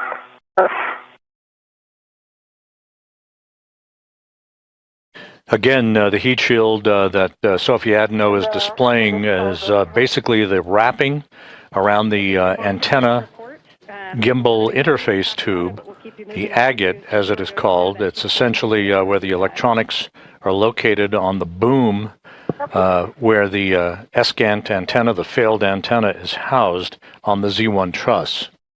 And for Anil, back with you for your green hook on the S1 NTA handrail. Yeah, I am just unwinding tethers here, I think with the crew lock bag. Got them looped, but I have a solution, so I'll be unwound soon. Okay, copy. Just let us know when you're ready to proceed. Will do. For Sophie, as you get the heat shield into the ORU bag, your next step is going to be to retrieve the gimbal locks, and for installation, you can either BRT in position and then grab them from the ORU bag, or if you need to grab them and then translate up and get in position, that's fine too. Yeah, so I'm going to wrap myself to the gimbals, and I just folded the heat shield inside out so that it doesn't get more damage. And I'm going to tuck it under the integral adjustable here so that it's really well protected. We like that config. Thank you. Of course.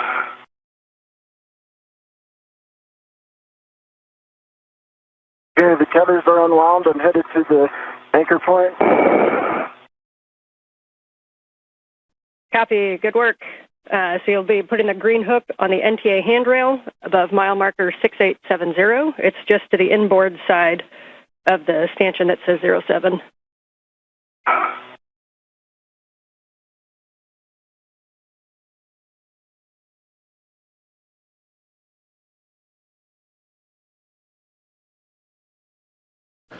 This is Mission Control Houston. As we approach the 1 hour mark in today's spacewalk, The reports are very, very good. The crew is right on the timeline as they work their way to remove the heat shield along the boom of the space-to-ground antenna location on the Z1 truss. Also, their suits are operating as advertised. No issues reported so far in today's spacewalk, the 282nd in support of space station assembly maintenance and upgrades. In this view, you see Anil Menon wearing the suit bearing the red stripes as he prepares to accompany Adenot in the removal and installation of a series of gimbal lock bolts.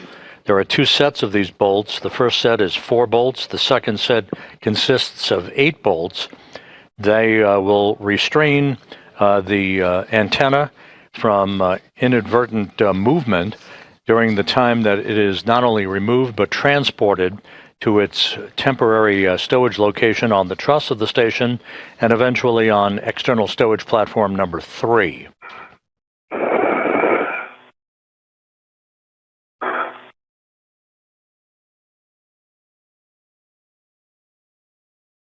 Okay, the green reel is locked.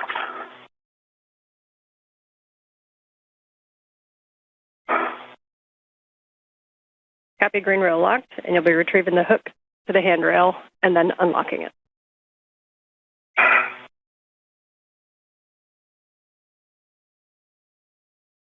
Green hook is off.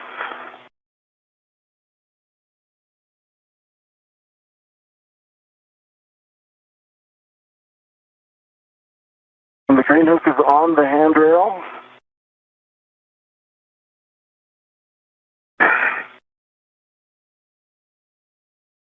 The green reel is unlocked. Copy. Your next step is to ingress the APFR. We recommend you'll be head zenith, and you can use the pump module handrail as to stabilize yourself for ingress.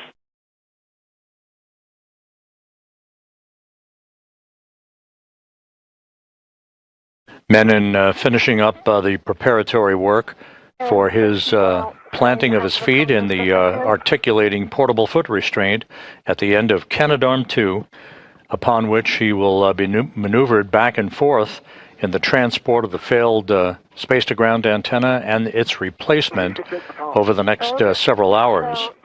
The robotic arm being operated primarily by Jack Hathaway from a robotics workstation inside the International Space Station, accompanied by Jessica Meir.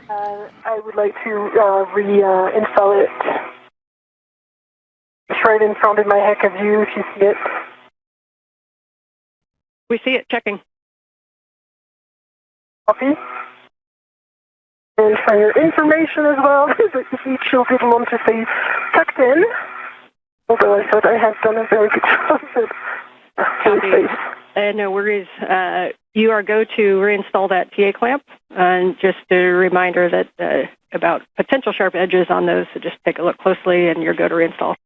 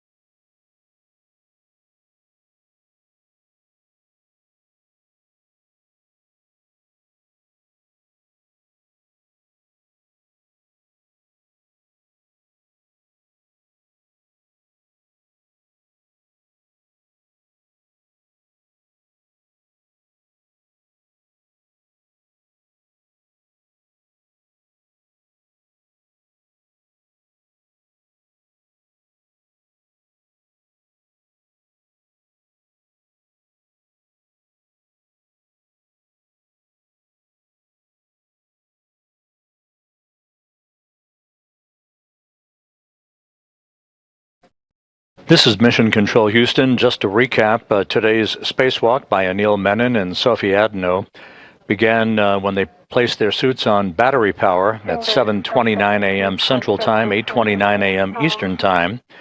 They moved out of the Quest airlock, set up their tools and tethers. Menon is completing the installation of a portable foot restraint at the end of Canadarm2.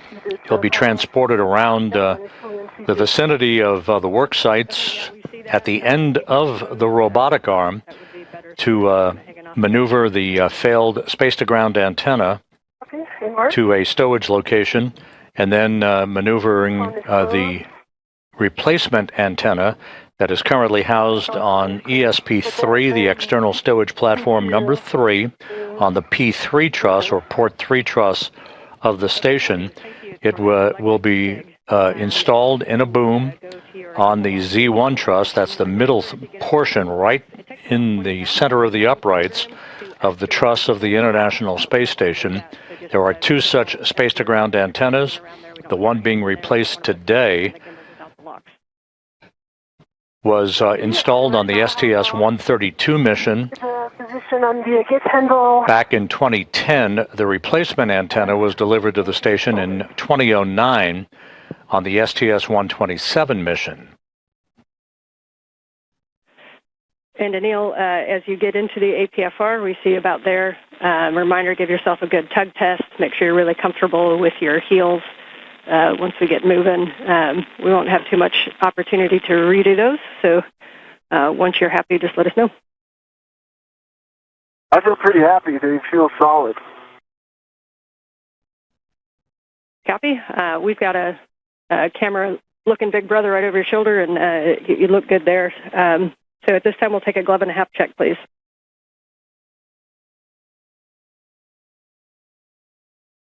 Half dry. Those are phenomenal. Copy. I'm going to give you the comm here in just a second for your first, to build your frequent flyer miles on the arm. But for Sophie, for the gimbal locks, we're going to have you, once you get into position, I'm going to give you a couple steps so Anil can take the comm. You'll take gimbal lock number 1, which is the one with 4 bolts, and that's going to install on the aft side, so 4 bolts on the aft side, and you're going to manually put in approximately 2 turns in any order on those bolts. You're going to continue to do those. Turn count is important, so please notice and report those turn counts as able with comm. Copy. And McLean reporting to Sophie Adenot about the beginning of the work to install gimbal locks on the failed space-to-ground antenna.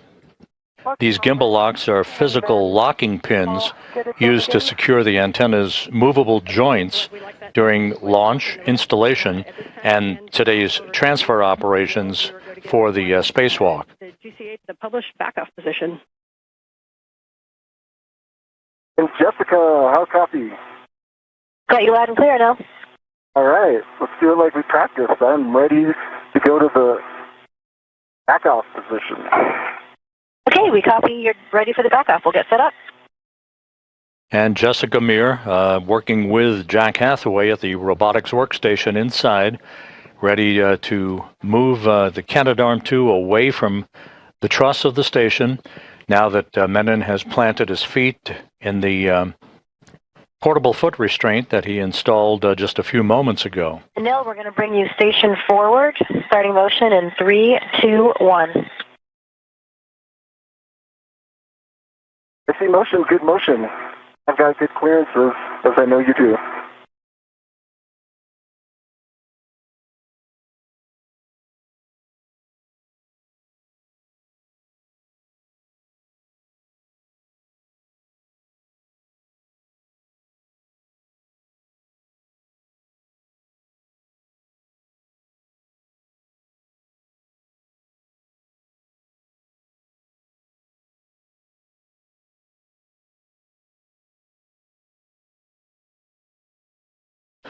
A good view of Anil Menon at the end of the station's Canadarm2 as he is being backed away under the controls of Jessica Meir and Jack Hathaway.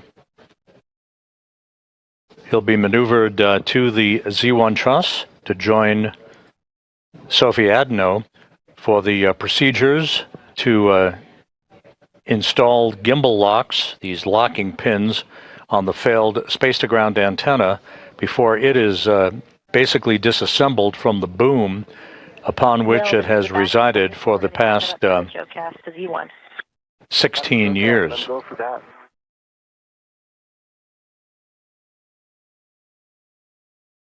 And ground concurs.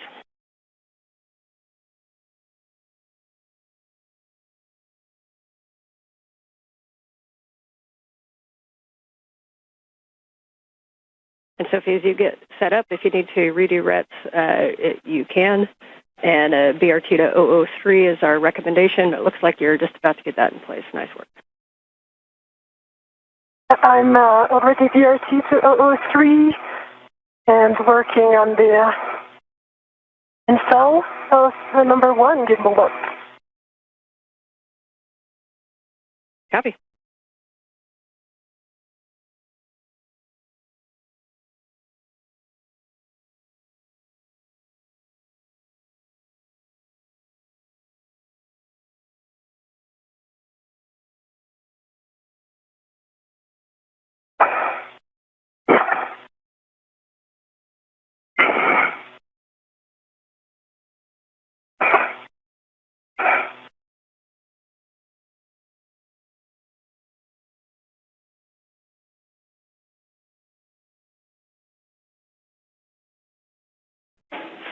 And Anil, from both, a couple words on HECUS for both of you. Anil, it appears that maybe you may have bumped a button, if you don't mind cycling that and turning it back on. And for Sophie, no rush, but when you have a free hand, we think maybe your HECA got bumped downward, so we kind of are looking down at your MWS.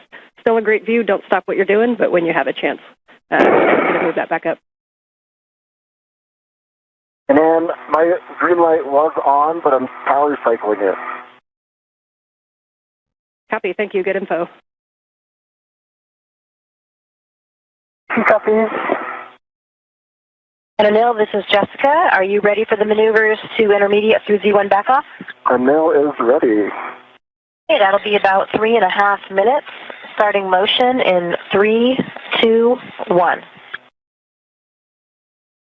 I see motion, good motion.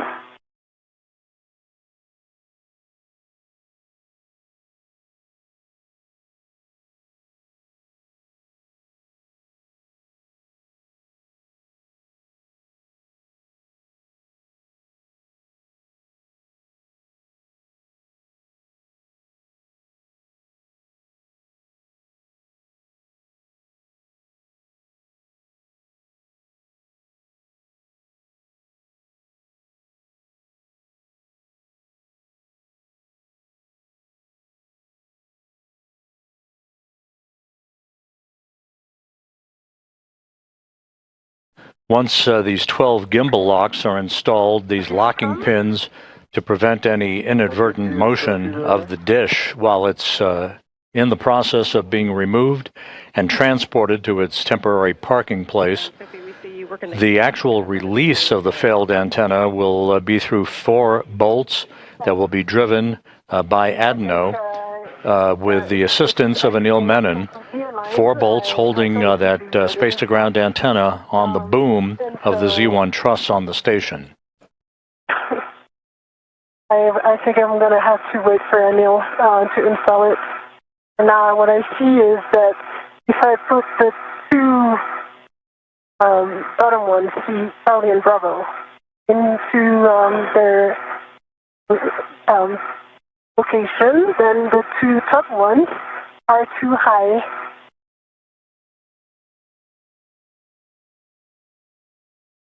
Okay, we are tracking. And if we wait for Anil, that's okay. If you'd like to continue to troubleshooting it, just make sure that there's no side loads pulling on it. Maybe one of the AETs, or if gimbal lock number 2, it looks like it might be kind of stuck behind one of those NZGL cables. And if you free that, it might give you a little bit more of a push. I think, From what I observed, I'll try this, but from what I observed, it's distance between the top and the bottom bolts, which is not good right now.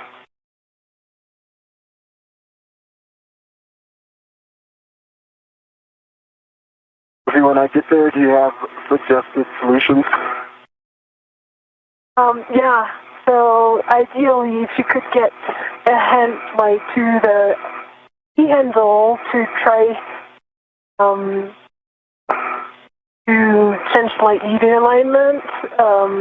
But from what I observed from here, it seems aligned. It's just the distance which just doesn't seem right. Like there's 1 centimeter difference, which is kind of interesting. Okay, I just looked the other way. I'm gonna give it another go. Now there's no side load at all. Okay, we are tracking and we're talking about it.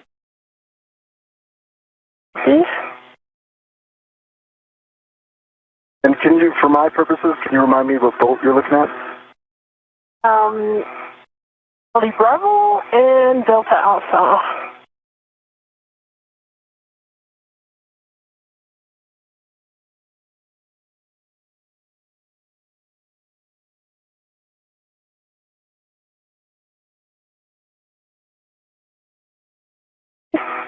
Yeah.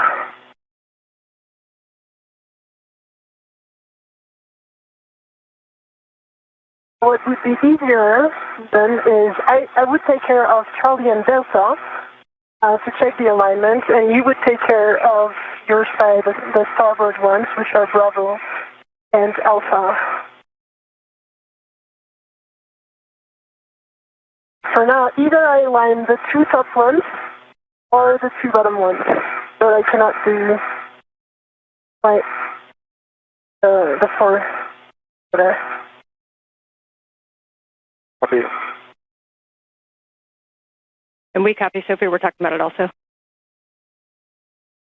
Copy. And so to clarify, you believe that if you hand start, say, Bravo Charlie, that Delta and Alpha will not reach, or if you do Delta Alpha, that Bravo Charlie will not reach? Is that a good read? That's a good read. But I'm slightly too later oriented, so I would be able to confirm on me if I move, which is kind of tricky right now because I have the 2 gimbals and all the equipment, so it's better to wait for Anil in that position. I tried to, yeah.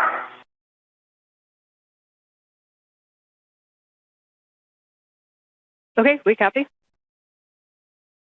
Right now, I just hand started Charlie and Bravo how to turn each. But what I observe, yeah, oh, it doesn't work. Or maybe it just needs some more force to attack. Okay, we copy the half turn on Bravo and Charlie, and that they need a second set of hands for the rest. Yes. All right, well, we knew there would be some curveballs, so we're ready. Yeah. I'll be there in a bit. I'm pausing here, just making sure there's no side load, so we're good on that. Anil, we're going to start motion for your next JoeCast in 3, 2, 1. So we'll be bringing your body in and down a little bit right to get to the Z1 back-off position. No copies. Good motion, and I'll provide clearances where I can from the dish and Sophie.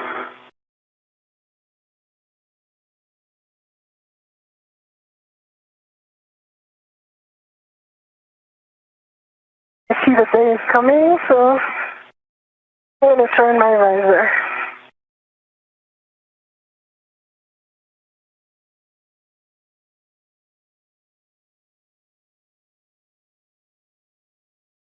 And that's a good adjustment, Sophie. Thank you. Okay, welcome. I can even point it better so that you can see.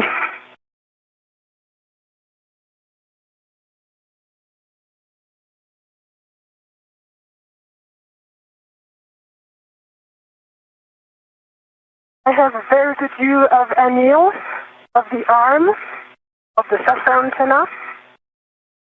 We see the same thing. We've got a great view from your HECA of, we can kind of see Bravo Charlie Alpha, and we see Anil off to the right. Okay.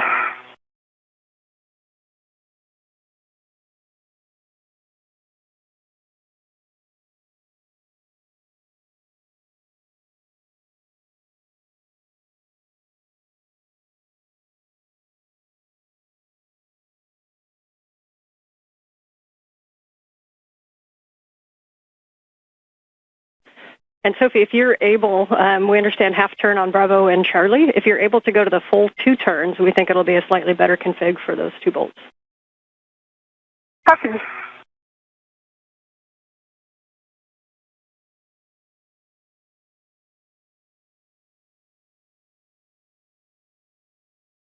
It's a full 2 turn on Charlie and Bravo. Copy 2 on Charlie and Bravo. Thank you.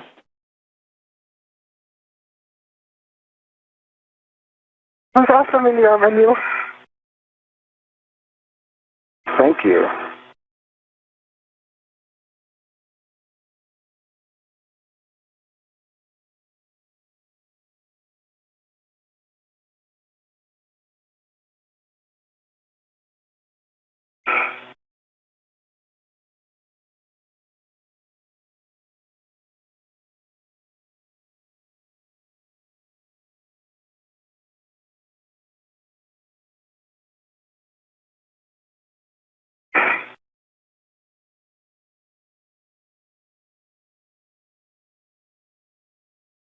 All right, I got good clearances here still.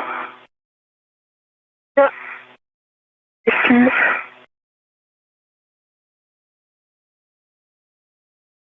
Yeah, I see the issue here from this angle. I don't know if you guys can see that in the head.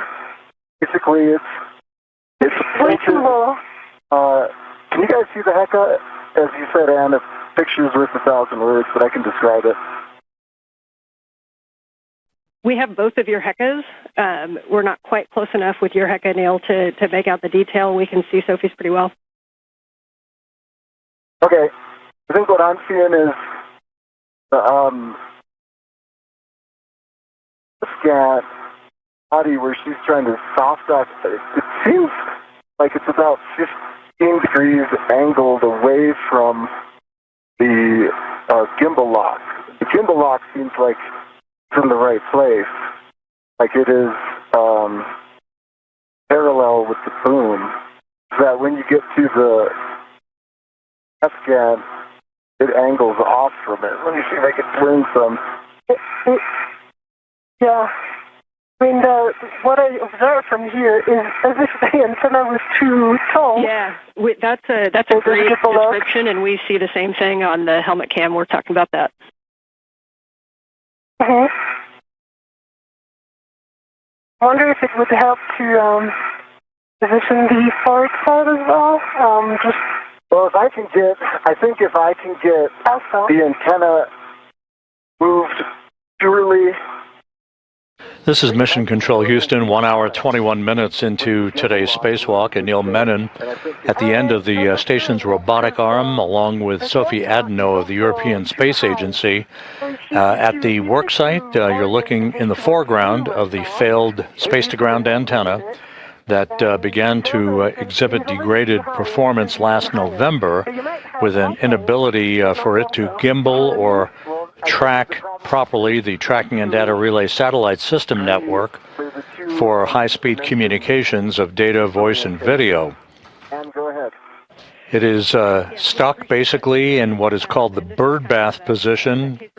In the background at the top of your screen is the operative SGANT-1, or the Space-to-Ground Antenna number 1, that has taken over the lion's share of work. The Space-to-Ground 2 antenna is in the process of the early stages of its removal and replacement by a spare that currently resides on a stowage platform of spare parts on the P3 truss of the complex. And I'll hand you to...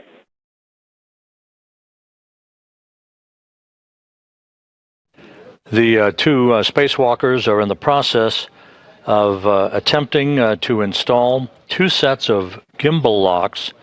These are physical locking pins used to secure the antenna's movable joints during its installation and spacewalk transfer operations, such as we are seeing today.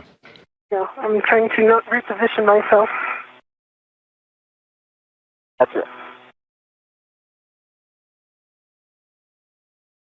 And Sophie, it was a good call to just wait. I don't think this has been something you could have resolved. Yeah, there's a big delta. It's not a small alignment issue.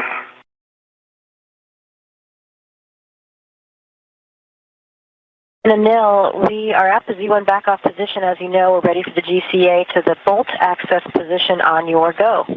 Yeah, go for the bolt access. Okay, we are going to be bringing you body in, and we would like you to help keep your clearance from the ESA antenna. Okay. Ready for body in, and I'll keep clearances primary. Starting motion in 3, 2, 1.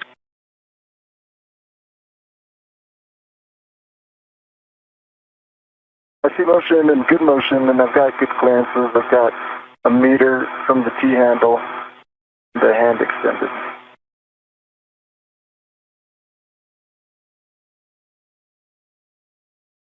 Good clearances.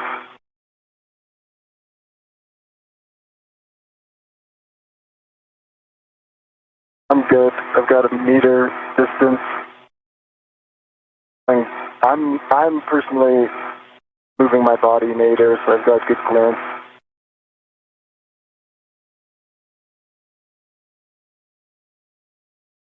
I've got half a meter clearance, good line of sight.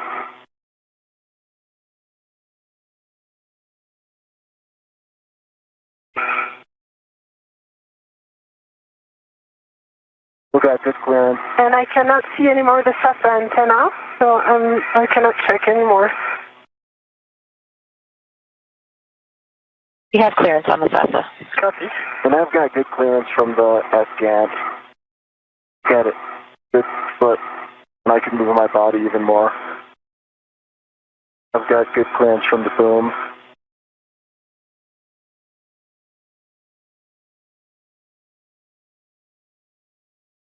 Got a foot, I've got a lot of body travel I can put into this to create more space, plenty of room.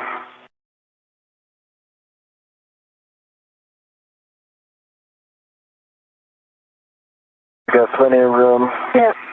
All right, we're coming up on another handover, I but you guys can continue to work this, and we'll take a report on the other side, but you are go to manually manipulate those gimbals to see what you can get. Watch for pinch points. Oh, great. I think we can get this, Ann. I've got high confidence. We see it. Okay, working on Delta. And there is much joy in MCC. Okay, 2 turns on Delta. 2 turns on Delta. Copy, 2 turns on Delta. Okay, Anil, we have reached the published position. And in mid-sentence, we've hit a gap, a short gap, in our tracking and data relay satellite system communications, not related to the space-to-ground antenna work that's ongoing. Okay, copy, go. Menon and Adenot working on the installation of these locking pins before the failed space-to-ground antenna can be removed from its boom. Bravo, Delta, Alpha, in this order. She might be on handover, so... I'm here. Yeah. I think maybe... Okay. Okay, so, Hey guys, Anil? hey, nice job. We copied 2 turns on all bolts. You're going to now retrieve the PGT. They both work. We recommend using Sophie's PGT with a 2-inch rigid. Copy. So, Anil, because I'm kind of stuck in the movement, I'm going to give it to you. Yep, I got then, it covered, Sophie. So, what I suggest, I align the bolts and the PGT, and you race and and put the motion in. So that I'm going to stabilize this on the bolt. Okay, I've got your PGT. Is it CALD? Yes. Okay. And just as a reminder, Bravo 1, clockwise 2, I think it's already set. Bravo 1. Clockwise 2 is set. I can see it. Yep. Okay, tell me which bolt. You start with Charlie, and I'm going to get you towards Charlie. Okay. All right, we like it. Bravo 1, clockwise 2. Understand Cal is complete. Bolt Charlie first.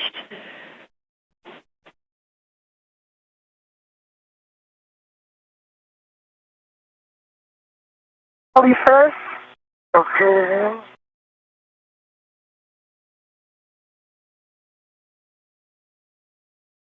Okay, it's in. Yeah. And then I'm going to... Turn to motor. Wait, can you hold the PGT? There. The PGT held. And I'm going to turn to motor. Hey, why don't I stabilize it and you hit the trigger rate? Now do the turn count. Okay. But you didn't do the CALD, right? I had heard it was CALD. We did not CALD it. No. We need to CALD. No, okay. So when you turn it on, right make sure now. the collar goes to Cal first, Yes. and the ratchet is in clockwise or counterclockwise, and press the trigger for the Cal. Yeah, it worked. Copy.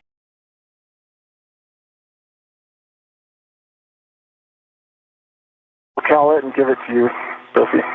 Copy. Okay. Good CAL, 41 volts. Copy it. Copy. Verify settings. Bravo 1, clockwise 2. It worked. Bravo 1, clockwise 2 is Bravo 1, clockwise 2. Okay, and a reminder, make sure your ratchet's back in the motor.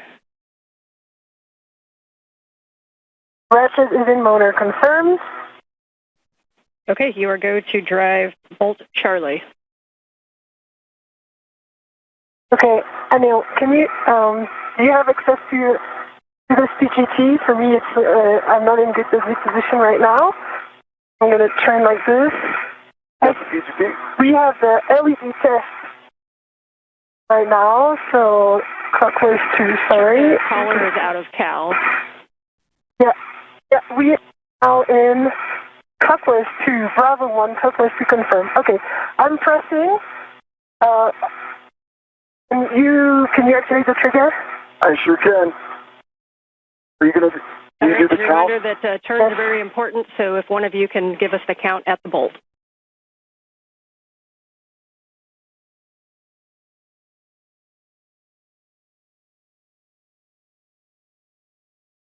Okay, that's it, Sophie. There was 4 more turns, and we have a low torque. Actual torque is 1, and there's pulse and torque by red LEDs that are on right now. Copy, checking. And you can go ahead and try with the same setting. Make sure that there's no side loads. The 2 inch is not as forgivable as the 6 inch, so make sure there's no side loading at the bolt. You can also kind of wiggle the gimbal lock, and then you can hit it again with a Bravo 1, clockwise 2. Okay. Hold it right there. I've got a good grip. Okay, what's it say? That's my 1, repositioning. The torque again, fault.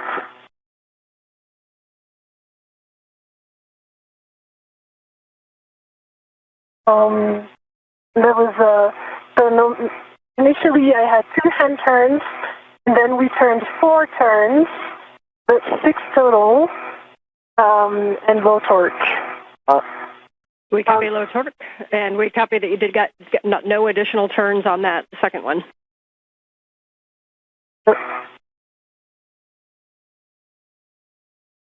And if you want me to really get a hold of it and try a third time, I'll need a little bit of GCA.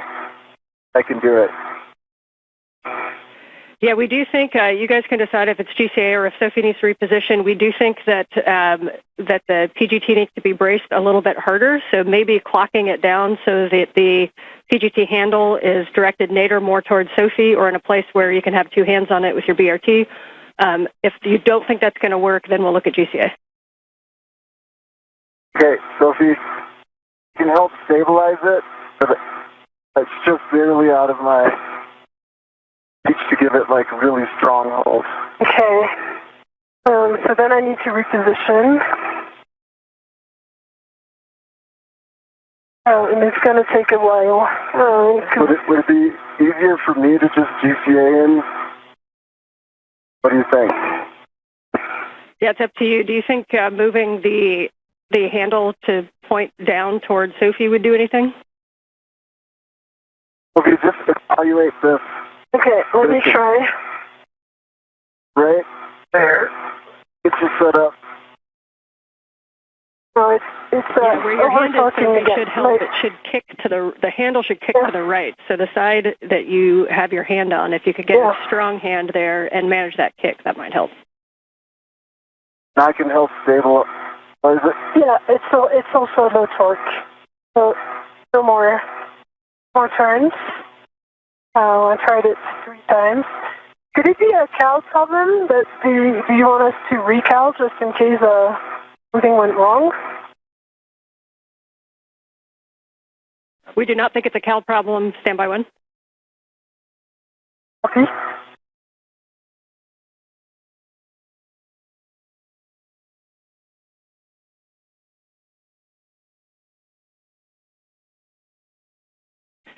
And Sophie, just to be clear, we got the full 2 hand starts and then 4 additional turns with low torque. Have you gotten any additional turns or any good torque indicator? Yeah, okay, so right now we have green torque light, and actual torque is 12, and I pressed 4 times the trigger, and now that was a total of 1 more turn, so that would add up to 5 with the PGT plus 2 hand turns, 7 total, and 12 actual torque. It subjectively looked good to me, and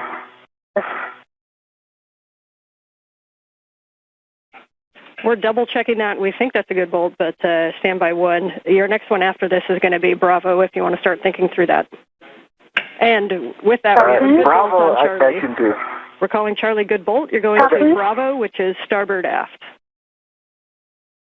I can do this one. Okay, I'll let you work on that one. Okay, you count, okay? Yeah. Ready, starting it in 3, 2, 1.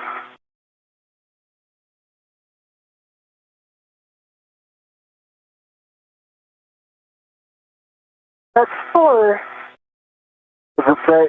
And I can see it's a good green light, 12 tons, 3 actual torque. And that was 4 turns. Copy 4 turns, green light.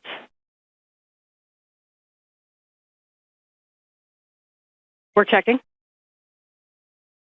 Copy. And while they're checking, I definitely can't get D. So you want to assess D with this?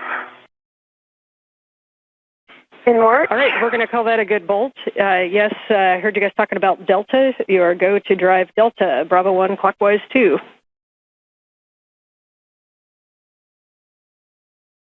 Hey, you got it? Put it more down. Okay. Yeah, okay. Now it's good. I have it.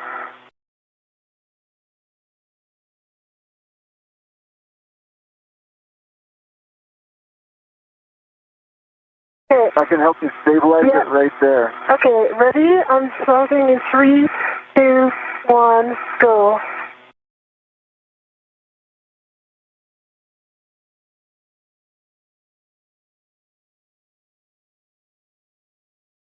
I saw 5. 4.5. Okay. 4.5 probably. 4.5. With green light, 12.1 torch. Copy, 4.5 turns, green light on Bolt Delta. Yeah, and from what we observed, it's fully seated inside the location. That's what I can do if you want me to do Okay, it. please do it, and I'm going to hold it. Okay. All right, you count. Tell me when you're ready. I am ready. Okay, 3, 2, 1, driving.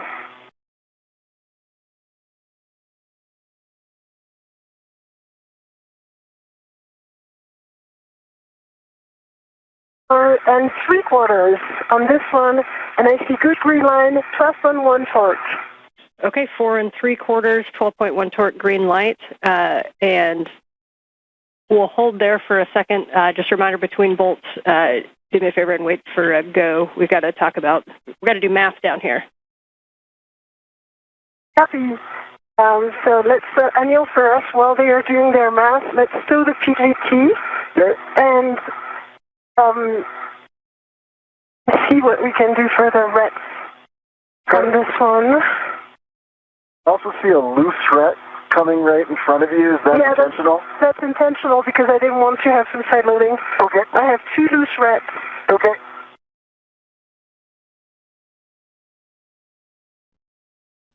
Okay, and for the crew, you can go ahead and move to gimbal lock number 2. Reminder to pull that around to the port side for the AET routing.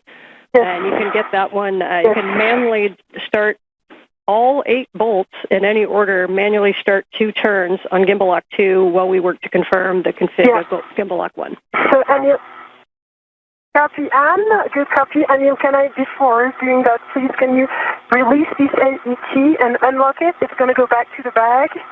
That's right, sorry, the ret. The ret number 22 that you see right here. This one that is shaking. Okay. Yeah, this one, because this one is one from the bag, and I am actively reretted to the other side of the AT, so we are good. Okay, this red's off. It's coming towards you, okay? Copy. You want to guide it so it doesn't get snagged? I'm going to release my BRT, reposition to the forward side. Okay. What would you like me to do with this ret here? Let me get in position, and then I would like you to turn it back to the bag. It should be going directly to the bag. It belongs to the bag. Okay.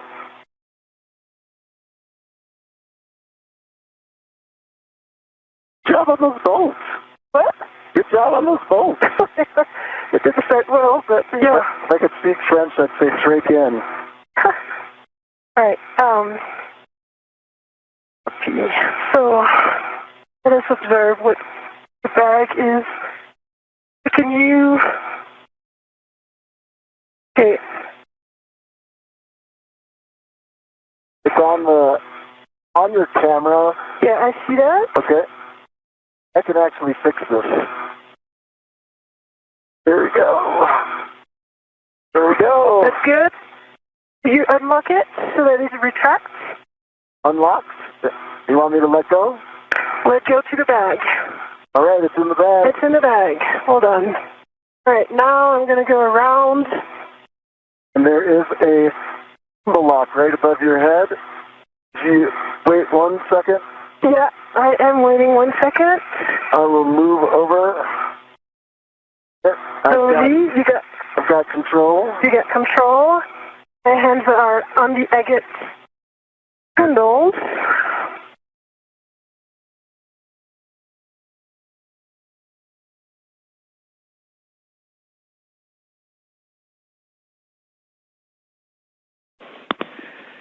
All right, nice work on that, you guys. Much rejoicing after the move of the gimbals and getting that lock number 1 on. We see you working number 2.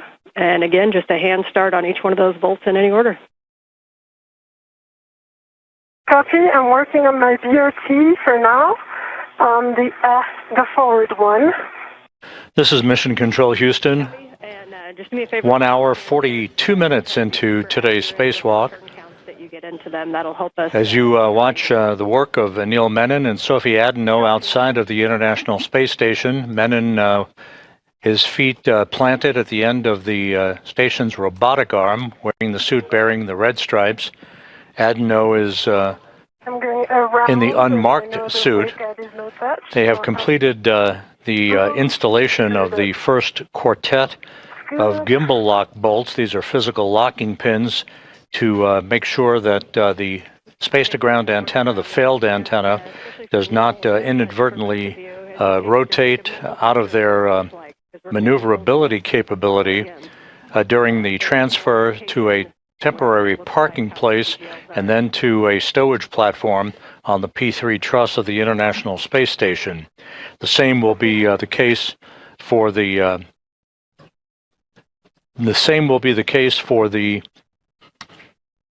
replacement space-to-ground antenna that is currently housed on ESP3, the stowage platform on the P3 truss, that is replacing this failed antenna at the center of the station's truss structure.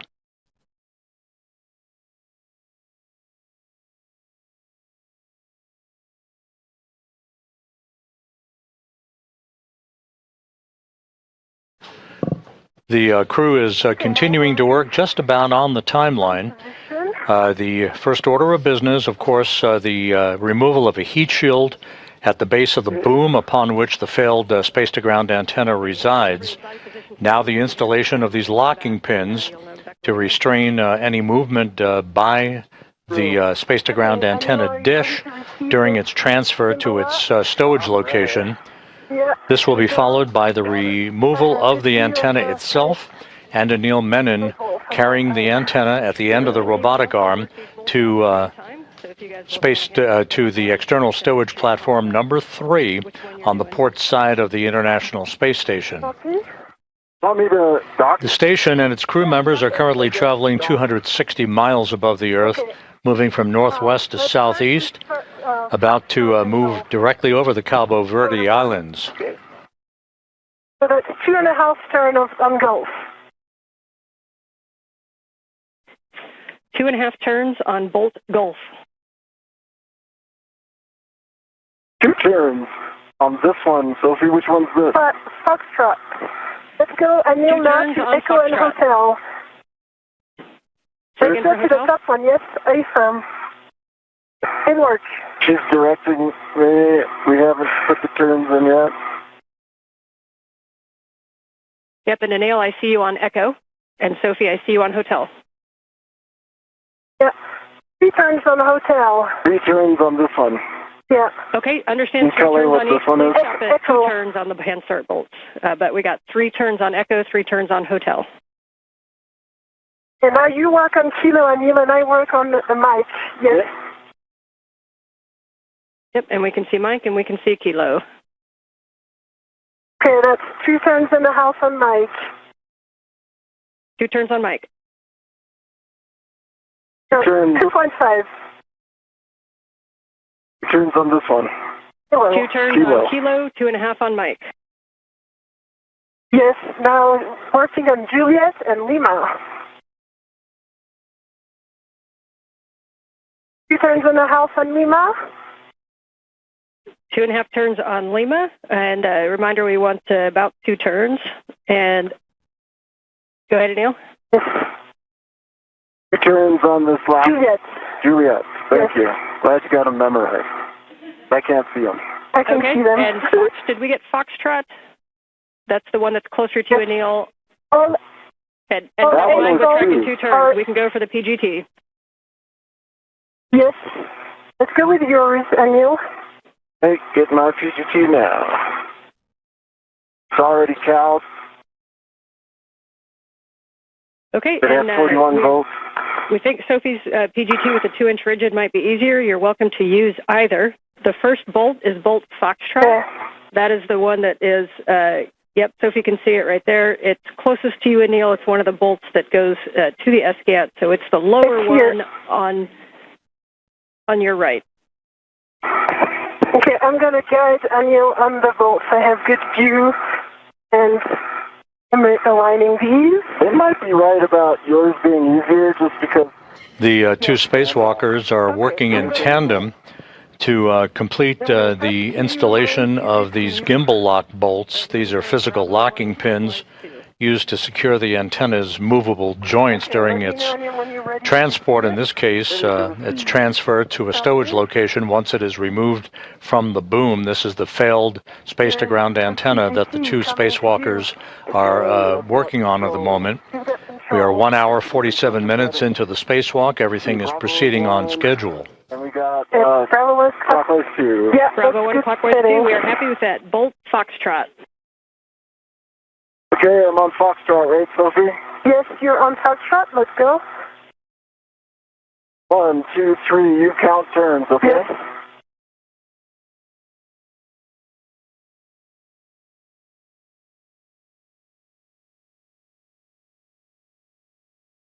We're in a house, and I see that Bolt is fully inside fully seated inside. And I got low torque, 10.8. Low torque 10.8.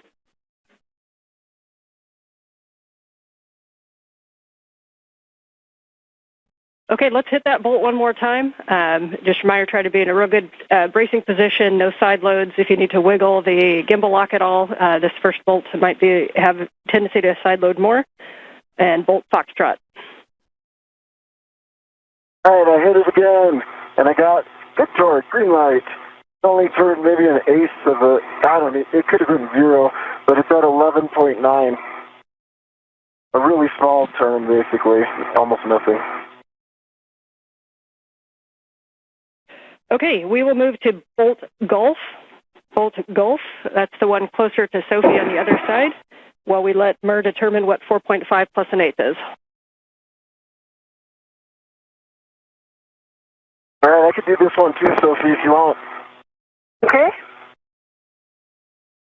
Okay, you ready to count? The space-to-ground antenna that the crew is currently working to install these locking pins on, this is the one that exhibited restricted motion beginning last November and a degraded performance in its inability to auto-track or gimbal, if you will, swivel to point itself toward the That's 5. tracking and data relay satellite system satellites that orbit the Earth in geosynchronous orbit in a constellation as the hub of NASA's communications system. 5 turns. Your next bolt will be bolt Echo. Echo. This particular antenna was launched and installed during the STS-132 mission back in 2010. So after 16 years of yeoman's work, it is being removed and is being replaced by a spare that has been housed out on a stowage platform on the port side of the truss of the International Space Station since 2009. All right, green light, 12.1. Copy, and say again, turn count for bolt Echo. 5.5. And it's fully seated from what we observed. Copy, 5.5. And you are going to move on to bolt Hotel. The symmetrical part closer to me. Okay, is it this one? A-firm. It's A-firm, and I'm ready to start counting. All right, ready? 3, 2, 1, starting.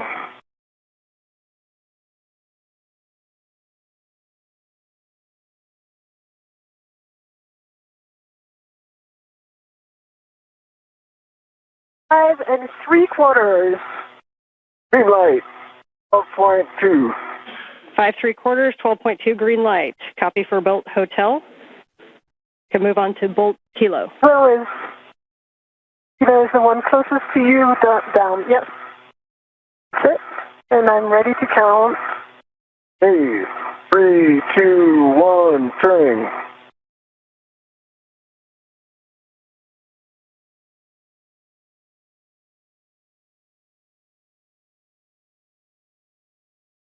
Four and 3/4. Green light, 11.8. Copy, 4 3/4, 11.8 green light for Kilo. Next will be Mike, but stand by one while we check that. Mike. Okay. I can't see that, but if you can put this and on. We'll keep going Yeah, to bolt Mike over by Is it Sophie. this? Nope. Is it this one, no, sir? it's this one. Okay, I want me to start. I'm extending my body position. Oh, yeah. Yep, you're in. Let's go. Okay, ready? I'm going to try not to side load this. 1, 2, 3, Yep. starting.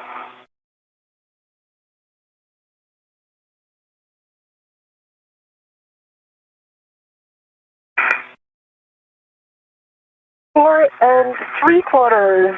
Woohoo! Green light. 12.1. Well done. All right, next one is the top one closest to you. 12.1 for Bolt Mike. You can move on to Bolt Juliet, which is over by Anil. Yeah, no, not this one.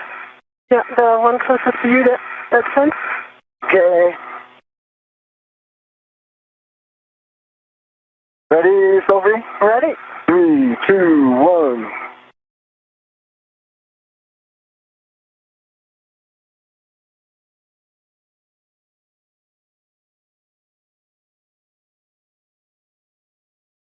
Four point eight turns. Low torque, 9.5, but I would like my hand slipped a little bit. If you're okay, I'll hit it again. Yeah, and I see it's fully seated. Yes, we agree with the plan to hit it again, please. Okay, ready, Sophie? I am. All right, we got good torque, green light, 12.2, no turns. We copy no additional turns with a green light. You can go on to Bolt Lima. Bolt Lima, final bolt. The one I'm pointing with my finger here. Only I could see your finger. Okay, I'm getting. Okay. Okay, you're in. Ready? All right. Ready? Yep. 1, 2, 3.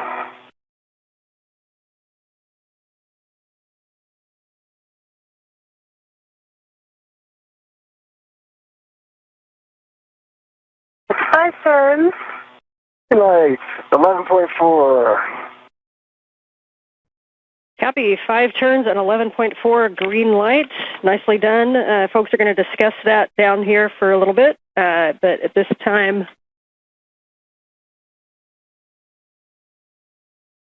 It's 11.9. I might have said 4. My old age.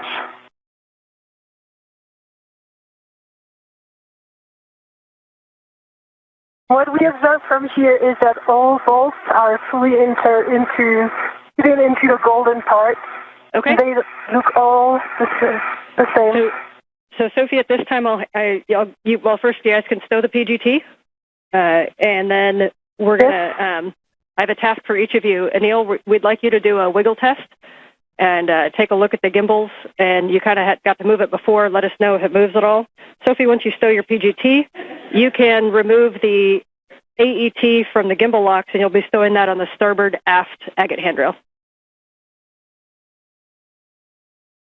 Copy. And that gimbal is rock solid. That's a great report. There was much joy. Approaching the 2-hour mark in today's spacewalk, Anil Menon, you see him, his feet planted in a portable foot restraint at the end of the Canadarm2 robotic arm, declaring success as he and Sophie Adenot have driven a total of 12 bolts, these gimbal lock bolts, these locking pins in place to secure the failed space-to-ground antenna from any inadvertent motion after it is removed from its boom on the Z1 truss and transported to a stowage location. Copy that. Oh, no, first is the AET. The AET? Yeah. And these can be done in any order from here. So if Anil, you want to start NZGLs while Sophie works the AET and the MUT, that's fine. Just let me know what words you'd like. I think that's a great idea. Why don't I start on the forward NZGL? Okay, great. NZGL does not matter. In order doesn't matter. Just a reminder to avoid pulling and tugging on the SGANT cables, but you might want to wiggle the back shell a little bit to remove side loads. So you can remove the cap from the dummy connector. Let me know if you're at J6 or J1.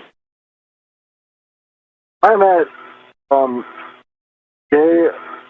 working on J1. I think the cap is technically J6, right? Yeah, correction, sorry. J6 or J7 are the two good dummy connectors, so understand you're working J6. That's correct. I've got a vet to it, and I want to take it out now. Sounds good. And once you have that dummy connector removed, then you can demate the SGANT forward cable from the boom. That's a P4 from the J1. Okay. I've demated the dummy connector and I'm working on the forward cable.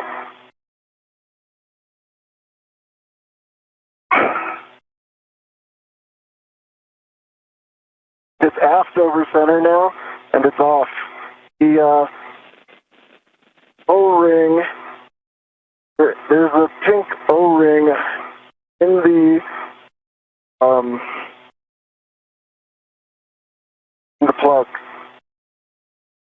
that looks to be wedged in by friction. I'm trying to get a heck of view on it. Otherwise, okay, I understand you're looking at the dummy connector O-ring? No, the dummy connector's off. The dummy connector O-ring is pink, and it's seated very deeply inside. When I look at I just took off J1.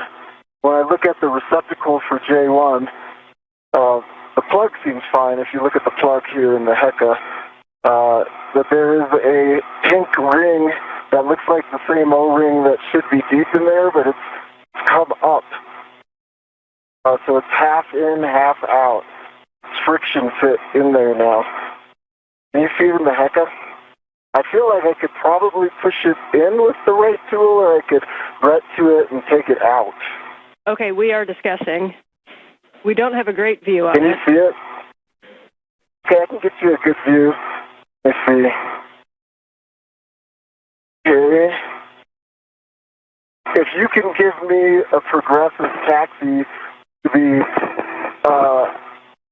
J1. Yeah, J1 is just on the left side of your helmet cam right now. So if you look to your right or twist to your left a little bit. Yep. And now it's behind the cable. If you can move that cable out of the way, we'll be able to see it. Yeah, you just want to know if that O-ring is... Can I help, or am I go to go retrieve the metal segment? I go to retrieve the metal segment. This is a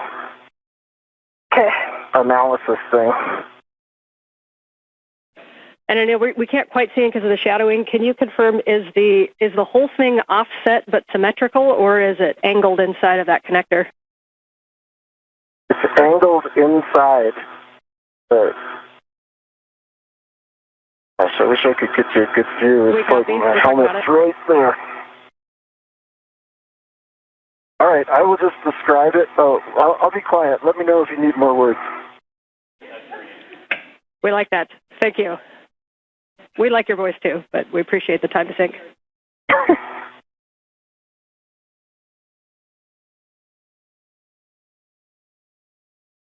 Okay, you are going to put the cap on there. We are okay with that angle. So once you've looked at the cable and verified no FOD, good pins, and a good EMI band, then you can mate that cable to the dummy receptacle and the cap on the J1. We probably won't be so forgiving of the new one.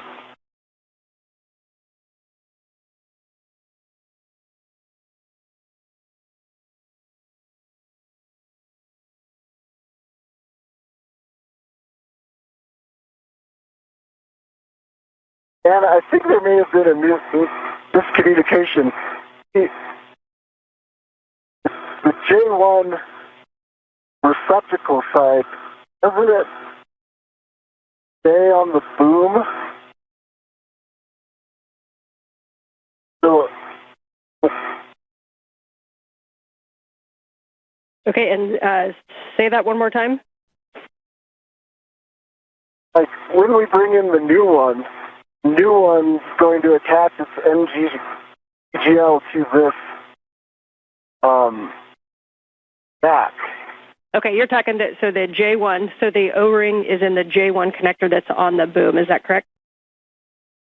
That is correct. Okay, appreciate that clarification, and yes, we'll be using that one again later. So copy that you've got the NZGL cable to the dummy receptacle, and now you can put the cap on the J1 boom connector. Okay, I'm going to put the cap on, but the pink does stick out 50%. Like that O-ring sticks out 50% from there, so I can try to flatten it in by putting on the dummy connector, if that makes sense. Yeah, we're checking. Yeah, if you want to try that, we're good with that.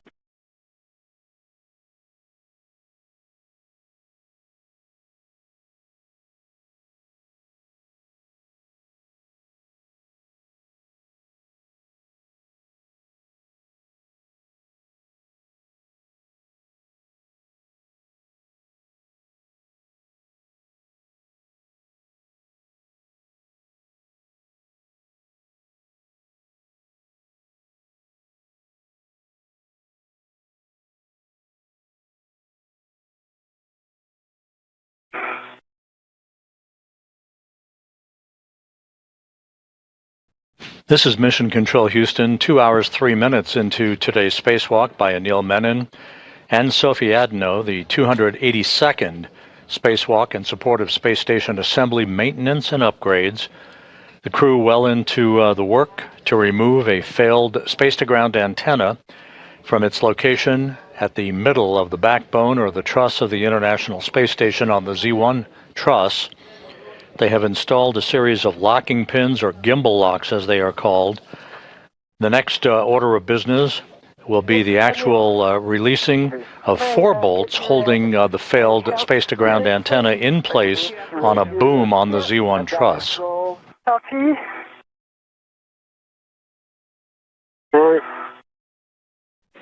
And we came back from a handover, so Neil, if you had any other words that we may have missed them on the J1. I said I don't know if you caught it, but if we put in the plug, it's gonna be hard to get the.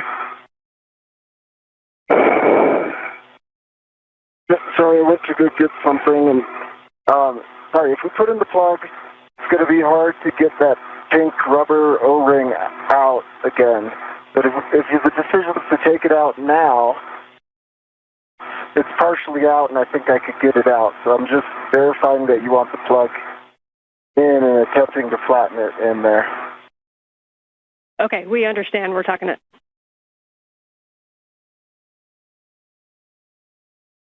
Okay, Anil, I think we can work together on this install. Okay, I think I need to hand this to you so I can secure my APFR position. Yep. Reach got me out of place a little bit. Anil Menon is referring to the demating of the acronym is NZGLs. These are NASA zero-G lever locks. The lever-actuated electrical and data connectors that have provided the electrical and telemetry capability for the failed space-to-ground antenna. Side loading of this thread from the bag. Okay, you want me to put the scoop on? Yeah. Okay. And I'm releasing the side loading with my hands on the red. Almost there. Yes. Okay. You're in. Son, do you want me to lock it? Yes, please. Space station currently flying 260 miles just south of South Africa. And I see it locked. Is it locked? Is it set itself in? It is locked. Okay. Yep. And so, just yep, we recommend keeping the ball stack loose. So I can. Yes. So the ball stack is loose. The first drawers on the scoop are locked. The ECOM 1 and 2 are locked, black and black, and the second nut is jaws open and unlocked. So for me, it's good config. I can release the red from the bag. Do you concur? Yep, we concur that that's a good config, and you can release that red. If you want to put the O-ring on that red, Anil, you can. Otherwise, we'll remove it and put it in a trash bag. Oh, yeah. Put it on that rat, Sophie, so give me that rat. Yeah. I can try to get it if... Got it? Okay. This is it. Orientation. Yeah. Second hand. And hey, for the crew real quick, if you could just hang on to that O-ring, we may be using it again. So just keep it in an accessible position, please. You can just put on a ret back to a workstation if that works.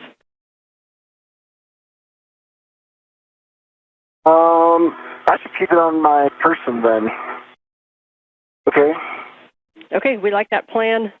Good config. Nice work on the scoop and mutt ball stack. That looked pretty simple in the scheme of things. And we'll be going for the second connector. Okay, confirm I released the red from the bag. So we don't need it from the O-ring. You release the ret, Sophie. I'm going to put the O-ring on this AET right here and keep it behind my workstation. Copy. Okay, we like that config. The things that we have left are the other NZGL, and then we'll be releasing torque using the ratchet wrench. So if you guys want to work the last NZGL, then we'll get in position. Okay, let me work on the NZGL. I'll work on this cap, and you do your thing with your ring. Okay. Okay, so you'll be removing the cap from the... Again, the acronym NZGL refers to a series of electrical and data connectors that have held the space-to-ground antenna in place on the boom and relayed both power and telemetry capability during its functional days. This antenna began to display a degraded capability last November in its ability to auto-track the tracking and data relay satellite system satellites, the constellation of satellites that orbit the Earth in geosynchronous orbit about 22,300 miles above the Earth. The situation with this particular antenna continued to worsen, causing flight controllers to transfer the prime load of communications capability from the station, the high data rate transmission capability, to the other S-GANT 1, that is located alongside of the failed antenna on the Z1 truss of the International Space Station. Yeah, okay, it doesn't work. Now with the two of us. Okay, ready? Yep. And we're sure we got it up, yeah. Yeah, lever aft over center. So okay. You're good. Okay, I've got good leverage here. Yep, and me here. Okay. 3, 2, 1. Steady pressure. Okay. I think this is a ret scenario. It is a ret scenario. All right, and you can wiggle the back shell, making sure there's no side loadings on there. And then reminder, if the sun comes up, you can keep it shaded, might help too. Oh. Okay. Now let me go in front of it. Okay. And put some shadow. It is. Okay, if I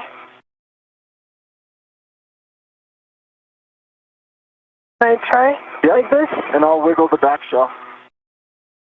Just give you some. Yep. And we're seeing you working it, and you see that the we're making a little half. And this is a situation where you could use an AET as well if you need a little more pulse.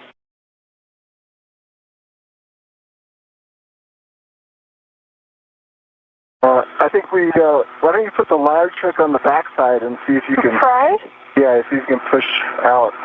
So, would you take the large trick of my... Yeah, you can use that large hook, and I'll do it. Okay. This? Okay. Got it. I have it. You got it? And then it'll go like this. Yeah, and still some shadow.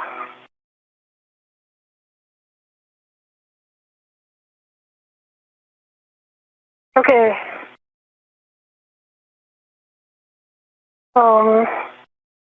Maybe we can also put an AET around. Pull? And pull. Yeah. Okay.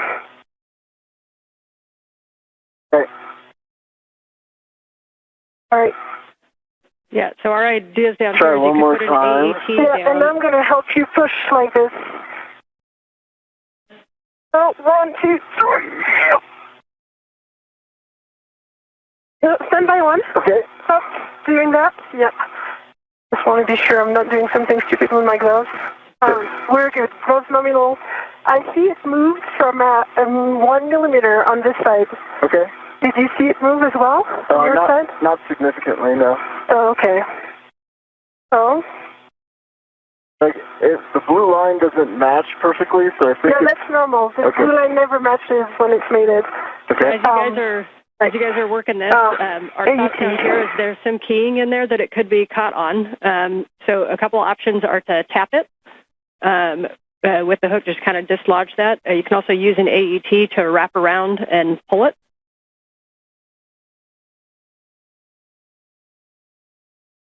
Do you think the night time would make it easier? Well, if we haven't gotten in 2 minutes, we will find out. Okay. Okay, so I don't have a red. Yeah, I do have this red. Okay, I'm going to use the AET from my mini workstation. Yeah, we do think the AET is going to be maybe a good option to try. Wrap around and pull it. Copy.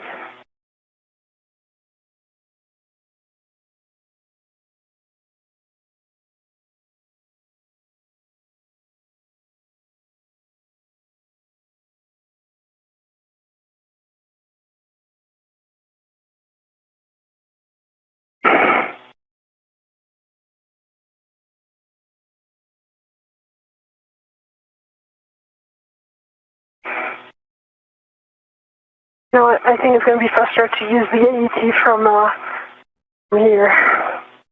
And one note, Sophie, when you're pushing, there's kind of two parts in that shell, and if you're right against the kind of the bottom of where the connector, that's the jack that kind of stays there. So make sure you go up a little bit to push on the actual connector. Okay. So I do have one red to AET that was on the agate handle. Okay, yeah, we can use that one and wrap it around. Just make sure you're not right at the base. You want to go up from the base so that you're on the actual connector.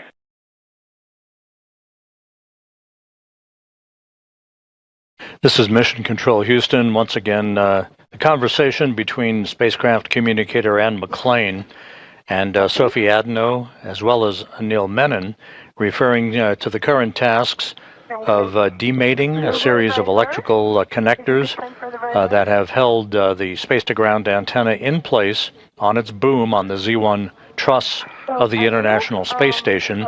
This in preparation for the unbolting of a series of 4 bolts holding the antenna on the boom.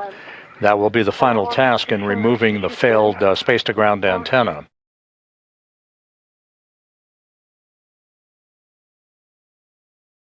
All right, Houston, do you see Anil's Heka?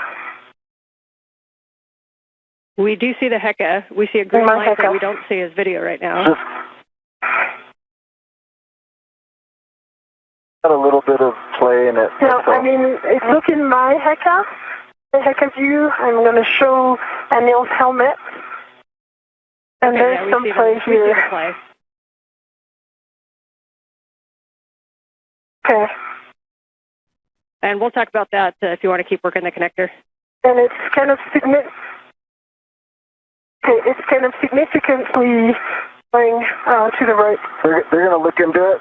Let's tackle this, and then Ann, please give me a reminder to put the plug back into the J1 place. I have not done that yet. It's on my person. Copy. We will remind you of that.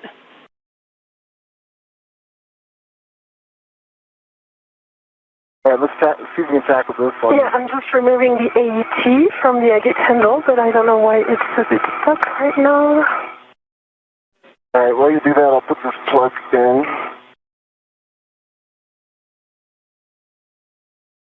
All right, the plug's in.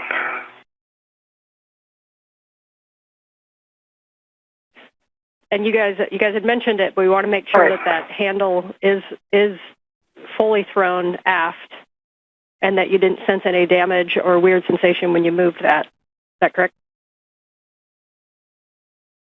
I did not. Aft. Is there any utility to moving it forward again and then aft? But aft, it's full aft over center. No weird you can try that if you want to verify aft.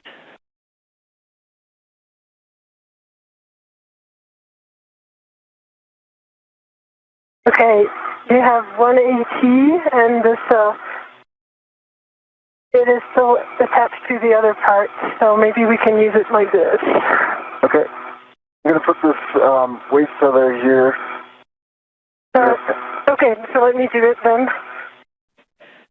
Okay, and for Sophie, for that AET, what we want you to do is wrap it around, not closest to where it connects, but a little bit up.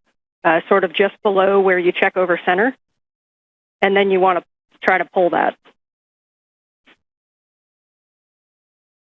Copy. And at the same time, Anil, if you want to check side loading, I know it's a smaller cable, but we'll just want to, if we can wiggle it while she pulls, we might be able to dislodge this.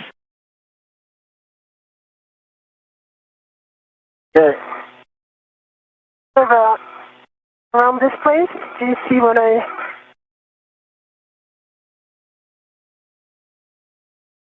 Okay. I'm in good position. 3, 2, 1. 3, 2, 1.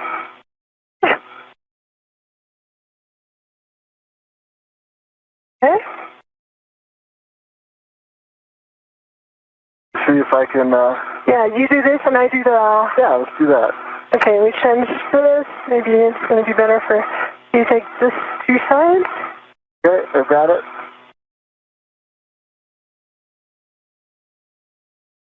Take this. You wanted me to get both sides, I see. Happy medium, but yeah, you take if you want to go back down just a little bit. Look at this. What? Okay, I see. Yeah. I think we need to unlock it from the agate handle there. Yes, it makes it easier for you. Yeah. It is read it to me, so we are good. All right, and Sophie, for the positioning of the AET, if you put it kind of right over the linkage, then that's going to be a good position. Right over the linkage. Okay. You agree this is right over the linkage? So close to the blue lines? That makes sense. Yep, we think that's a good position where you're at. Okay, you ready? Yeah, I was just like at the limit of my APFR. Okay. 1, 2, 3. Yep. I would need a GCA to get like my legs into this. You're still able to pull some force, and me too. I can put about like, I don't know, I feel like that was maybe like 20 foot-pounds. Yeah. Okay, let me go in another buddy position, like this, it's called the AET. Okay. And then we'll try this. All right, Anil, if you need a GCA to get it better into position, you can work with M1 to get yourself into a better leverage position if needed. One by one, we're trying one more thing. Okay, I'm going to push against this and pull like this. 1, 2, 3.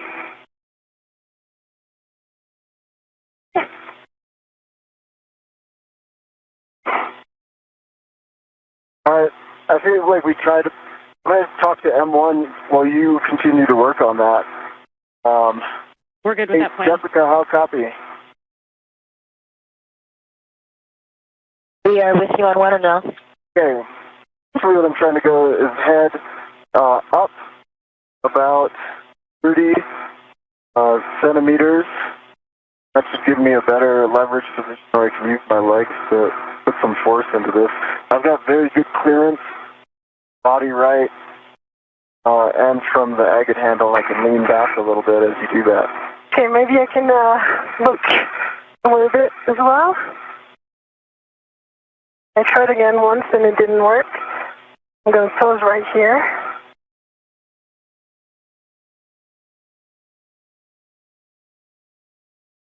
We copy, Anil. Head up 30 centimeters. We're evaluating. And Sophie, if you want to cycle the handle, and again, give us any feedback on if you think there's any motion that you wouldn't expect, grinding, or if you just think it's moving smoothly.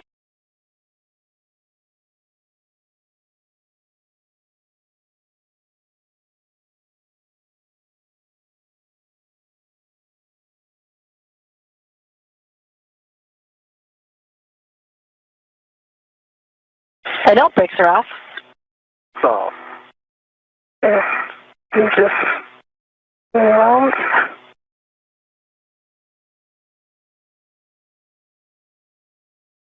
This is Mission Control Houston, 2 hours, 23 minutes into today's spacewalk. Anil Menon and Sophie Adenot continue to work with efficiency. in the process of removing a failed space-to-ground antenna from its boom on the Z1 truss of the International Space Station. This particular antenna began to exhibit crankiness in its ability to gimbal or auto-track NASA's Tracking and Data Relay satellites last November. The situation worsened, prompting flight controllers to swap strings, if you will, commanding paths from the Space-to-Ground 2 antenna, which is the focus of attention that you see in this view, in the bird bath position, as it is called, where it is basically stuck in place, to the Space-to-Ground 1 antenna that is parked right alongside of it on the Z1 truss. In order to maintain full redundancy in the high data rate transmission capability from the station to the ground, we are in the process of removing this failed space-to-ground antenna, and later this afternoon we'll replace it with a spare that resides on a stowage platform of spare parts that exists on the port truss, the Port 3 truss of the International Space Station.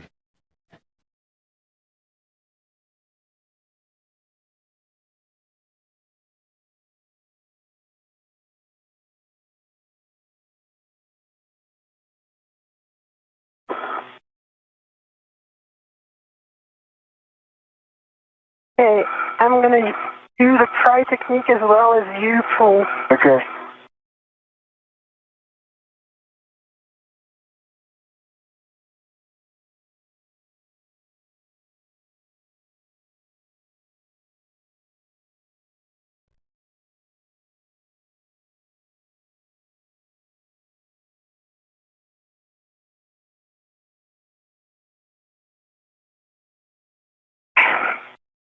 You want me to get it? Yeah.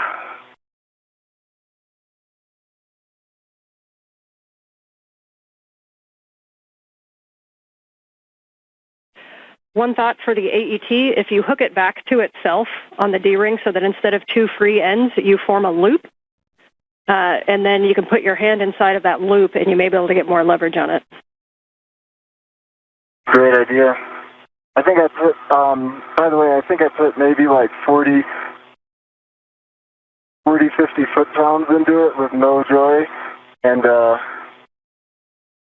we were also trying to do the remate at some point without trying really hard, but it was difficult to remate, in case that helps. Okay, we understand difficulty to remate. You can also tap like you would a sticky jar on your counter.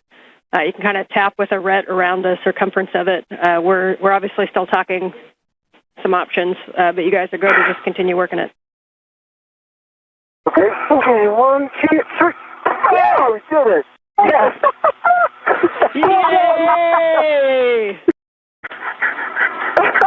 You just got a whole round of applause. Nice job, you guys. All right, then let's move on. You can now make that cable to the dummy receptacle. Copy. I'm just going to reinstall the AET because it's the one from the Agate handle. Copy, thanks. That was probably 100 foot-pounds. That's FYI, that was probably like 100 foot-pounds. You heard applause here in Mission Control and the response by spacecraft communicator Ann McLean with all of the electrical cables having now been demated from the failed space-to-ground antenna. No FOD, through the EMI. Okay, and we're mostly concerned with the boom side where we'll be putting the cables on. So you're looking at J2. Yeah, that one. J2's good, holes, pins, no FOD. There is no rubber O-ring in there like there was the other one.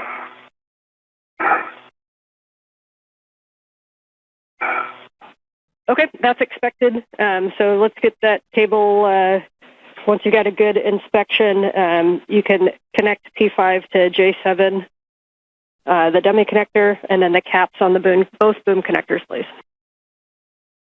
Okay, it's in the dummy connector. No, not yet. We're missing inside here. We're missing, what, 5 millimeters? And is it okay if we leave it on the dummy connector with like maybe 5 millimeter gap? Once these I just don't want caps are placed on the dummy connectors for these electrical cables, Menon and Adenot then will begin the work to release the torque on the 4 bolts that are actually holding the space-to-ground antenna onto its boom. They'll go in slow, deliberate fashion to release the bolts, approximately 8 turns per bolt. Yep, so there's a And that will fully release the space-to-ground antenna. Menon will haul that antenna over to a temporary parking place and ultimately onto external stowage platform number 3, where the replacement antenna, the spare, currently resides. Not for the Astros? What's that? How many curveballs was that today? Enough. Okay, the cap is installed, and I release my red. And so, here's another one. I've got a free piece of fraud right here. It is the, it's the, quarter turn fastener. It's in my hand. Okay, understand the quarter I have turn my fastener trash is in bag your right hand. here. I have my trash bag right here. Okay. Let's take it and put it in. All right, going in. Gonna do this one carefully. Yep. Okay. Okay, and yes, we can put that in a trash bag, and whenever you want to, you can also put that O-ring that you had before into a trash bag, and just beware of any sharp edges around where that broke off from. Great. I think the O-ring is enjoying some life on the AET of Anil. Yeah. I'm not sure it's worth putting into the trash bag. Yeah, I'll leave it on my AET. Yeah. Okay, No issues on 4 quarter turn fasteners. 4 quarter turn fasteners are on. Okay, 4 quarter turn fasteners, and then we just need verification that the cap is on the J1 boom connector. Cap is on J1 boom. Yes. Okay, I understand that's a good config for the cables. The next thing we're going to do is to release the torque on the S-gant bolt using the ratchet wrench. Okay, I'll get in position with my GRT on handrail 4. Ratchet wrench is in my hand. Excellent. Reminder on the ratchet wrench and these bolts, you can go in any order to release the torque. We'll go in order to fully release, but you can release the torque less than 1 turn in any order, and this is where we want a slow ramp up of the torque. We don't want any impulses into it, so we need you to be like a nice human PGT and just slowly ramp up your torque to what you need to release the the bolt. We're going 1 turn? Less than 1 turn, so as soon as the bolt moves, you'll be good. Okay. And just call out, you can either give me forward, aft, port, starboard, or 1, 2, 3, 4 as you do each one. Any order. I'm starting on the aft. If you watch your hand. Yep, on my 1.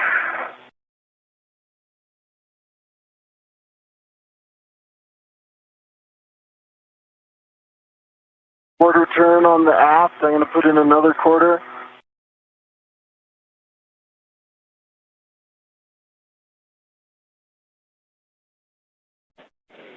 Copy.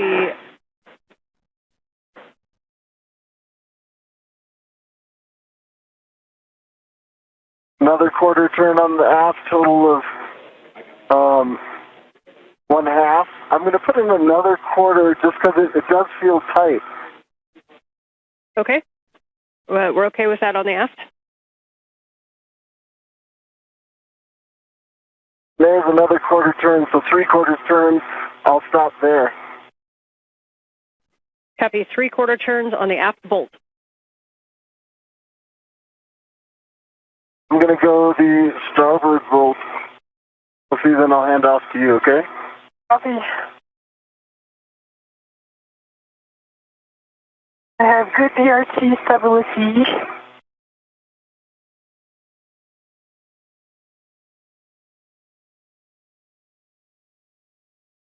Sophie, I'm going to take the palm wheel off. Interfering.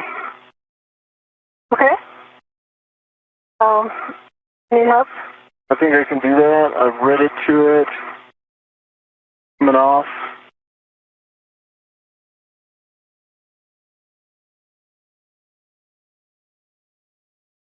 Palm wheels off. And for Anne, I just confirmed that I have no more tether on any of the SGAN side. I'm only tethered to the boom. Okay, good check. Thank you. Quarter turn on starboard. Copy. Quarter turn on starboard. Bolt number 4. So if you're, are you going to be able to get both of those? For sure, number 1, and for 3, yes, I'll make it work. Okay. Quarter turn on starboard for a total of 1. I'm going to put in a little more, and then these are very tight bolts. Yeah, I see that, but you're putting a lot of force into these.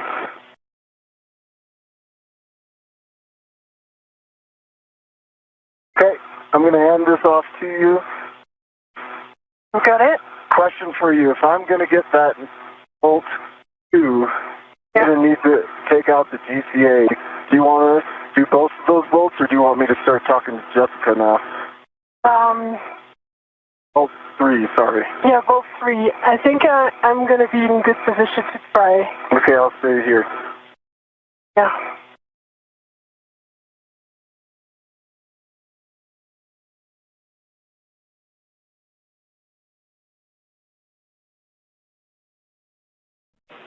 And I can see that you guys are using great technique. Just wanted to really make sure on all these bolts that the socket is fully engaged on the bolt head. You guys are doing it right, but just want you guys asking you guys to do an extra check because these are the only bolts we have. I love the extra advice, Anne. Keep it coming. It's unexpectedly easy to do. It could have switched its rotation on the head, perhaps. Like it might be in ratchet off. You might want to just double check that you're ratcheting. Yeah.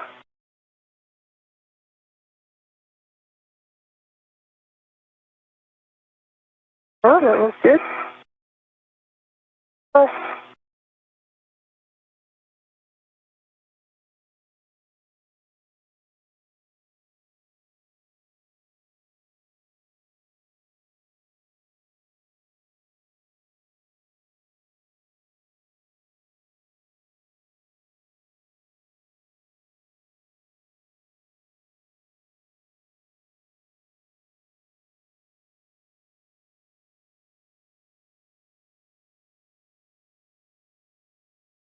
And just pull it towards me for lefty-loosey. Yep. Yeah. Actually, I can probably reach it. Okay. Need extra. Yep. All right. I've got it. Because my DRT is not enough. Yeah, I for that. understand. I got it. Yeah. So that's quarter turn. Okay. Move into my hand. Good night. Another quarter turn. Good strength, Sophie.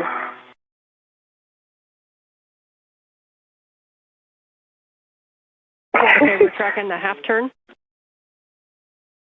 Yeah. And another quarter turn, so that was 3/4 turn on bolt 1. Copy 3/4 on bolt 1. The 1.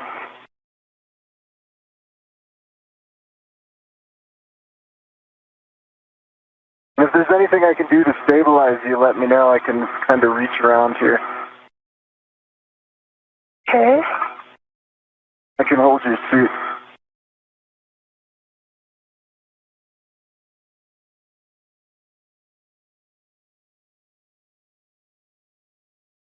All right.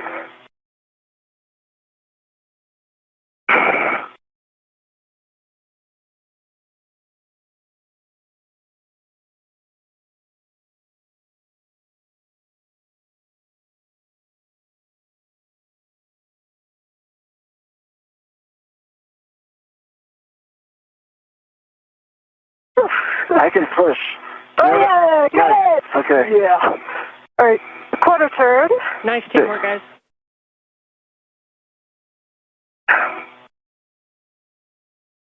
Second quarter turn. Third. And one more. That's just a little one turn. Okay, nice job. I've got... Well, that was a huge torque. It controls the ratchet wrench. I'm putting it back. Copy. Okay, you guys can stow that ratchet wrench in the crew lock bag. And I'm going to have you set up to do the bolts, but we're discussing some things down here. So just going to get set up to do these bolts. And reminder, we're going to release 3 bolts, and then we're going to get set up to fly this. So bolt 1 is going to be the last bolt. That's the port bolt. But for right now, you can retrieve EV1's PGT. And Anil, you can ret to the SCANT tether point. And once Sophie has Anil's PGT and you're retted, we're just going to hold here for a sec while we're talking. Copy.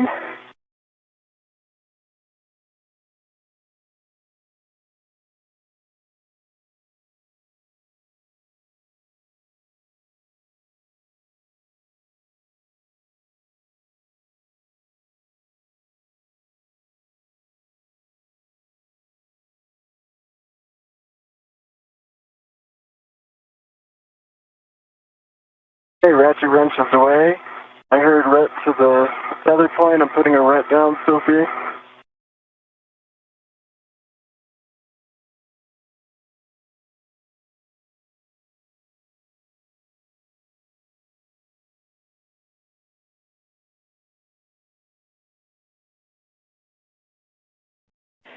As we continue to talk that, the recommended bolt order is going to be 3-4-2, so the forward bolt first, forward bolt. So that would be Sophie driving the forward bolt with Anil's PGT, and Anil will be retted to the tether point on the SCANT handle. Don't drive yet. Okay, I'm just currently get in retted. position. I'm currently retted. Can you give us the PGT settings? I think it's Bravo 4. Bravo 4, counter 2. Bravo 4. Bravo 4, counter 2.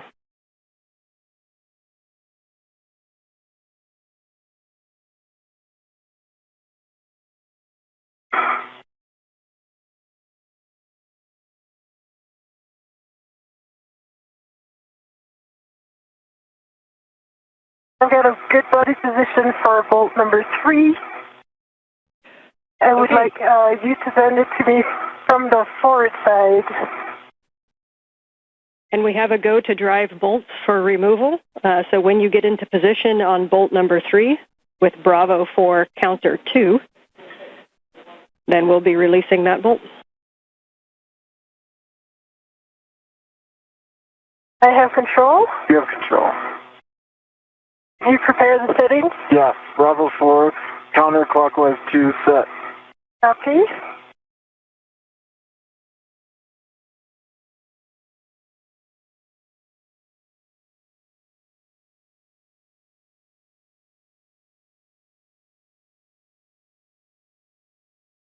Okay.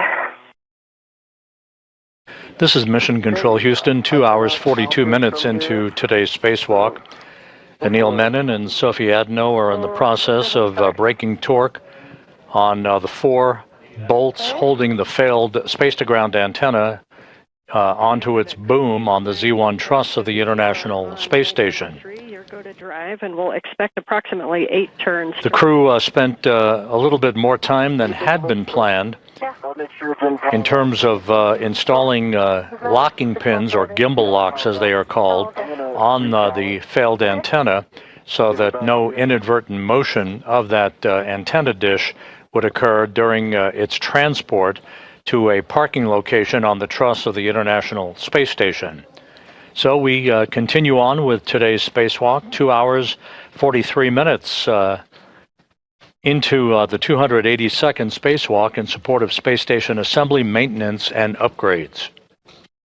Okay, Cal Pass, 40 volts. I'm going to reset you to Bravo 4, counter 2.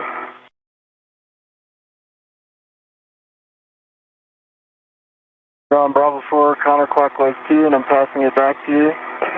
Yep. And I want to just regenerating again my BRT. That's all of it. Enjoy, I see you on the boat. Yeah. I'll help stabilize it here.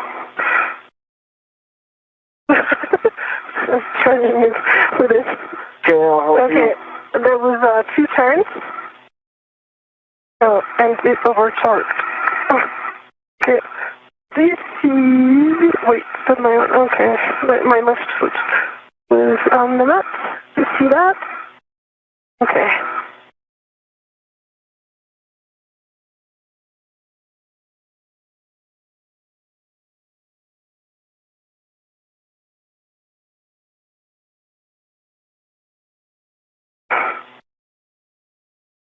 Just confirm it's still on Bravo 4, counterclockwise 2.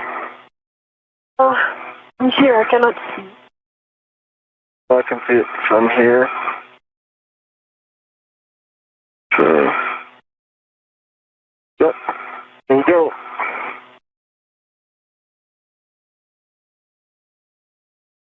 Okay. I'll help you stabilize. Yep. It's over torque. It's like... We're releasing it, so maybe Yeah. it's released. Oh, I see the bolt is still in.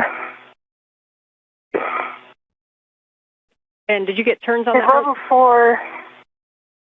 Got 2 turns. 2 turns initially. Hey, Sophie, I think I might be able to get it from here. Okay, I'm going to align this. Okay.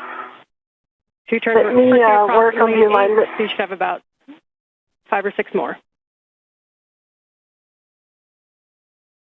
Yeah. Okay.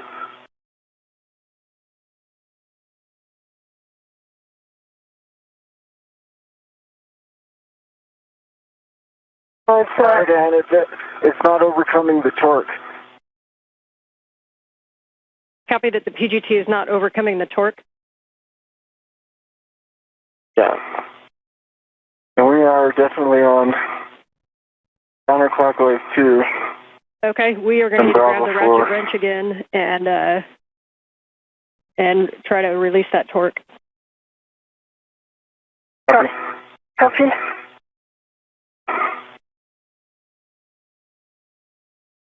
I will say that when I was doing the ratchet wrench, it did feel like a height. Yeah, very high. Like, it felt like kind of a more 50 than 20. Even at the 3/4 turn. Yeah.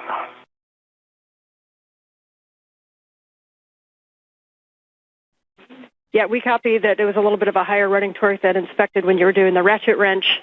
Sounds like a little bit of a sticky bolt. We can hit it with the ratchet wrench again.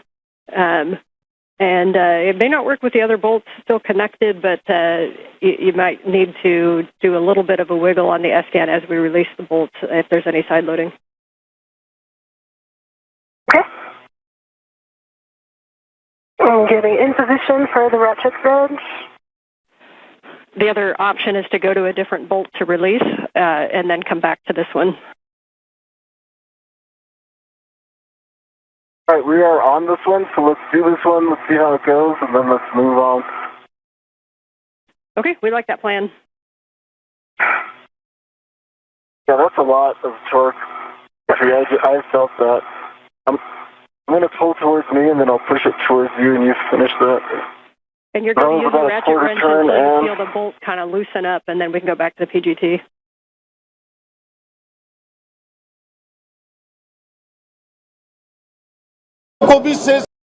Attached at the end of the Canadarm2, it will be Menon who will attached at the end of the Canadarm2. It will be Menon who will haul the failed antenna over to a temporary parking place and eventually over to ESP3, and he will take the spare antenna and move it to its installation point on the Z1 truss.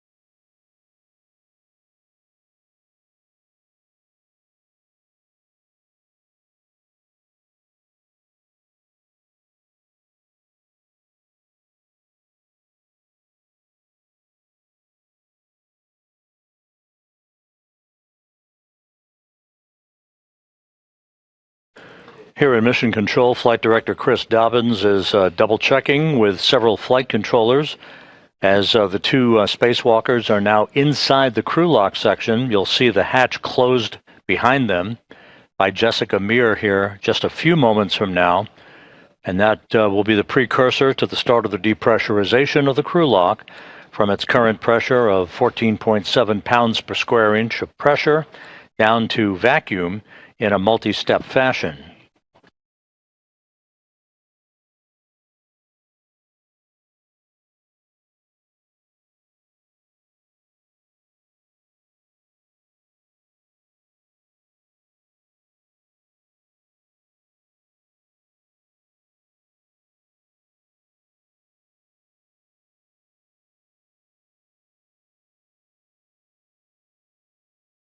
The flight control team are reporting back to Chris Dobbins that everything is in order, no issues being worked whatsoever, either with suits or systems, and so we're just standing by for the final few procedures to make sure that the two spacewalkers are comfortable inside the crew lock section and in the right orientation for when the hatch is closed behind them.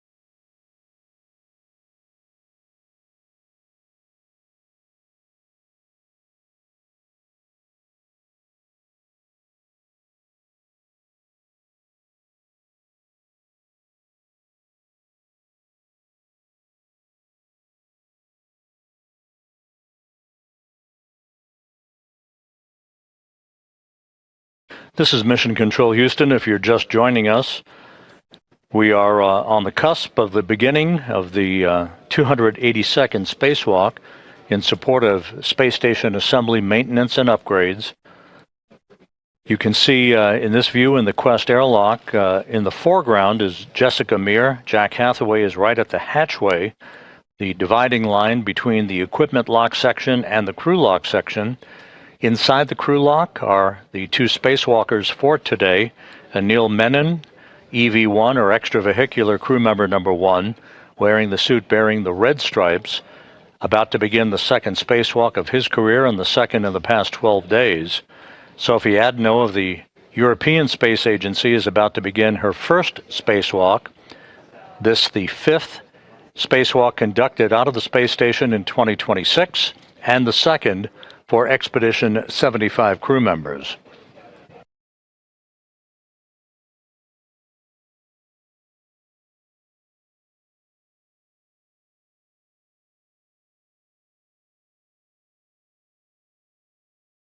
And for those of you who are just joining us, we mentioned this earlier, but it bears repeating. The spare space-to-ground antenna that is going to be installed to replace the faulty one today was delivered to the space station some 17 years ago in July of 2009 on the STS-127 mission and installed on a spare parts platform called ESP number 3, external stowage platform number 3, by Dave Wolf and Tom Marshburn. The antenna that is being replaced, the one that's faulty, was delivered on the STS-132 mission in May of 2010 and installed during an EVA by Garrett Reisman and Steve Bowen. So a pair of legacy hardware in play today as we work to restore full redundancy to the high data rate communications capability for the International Space Station.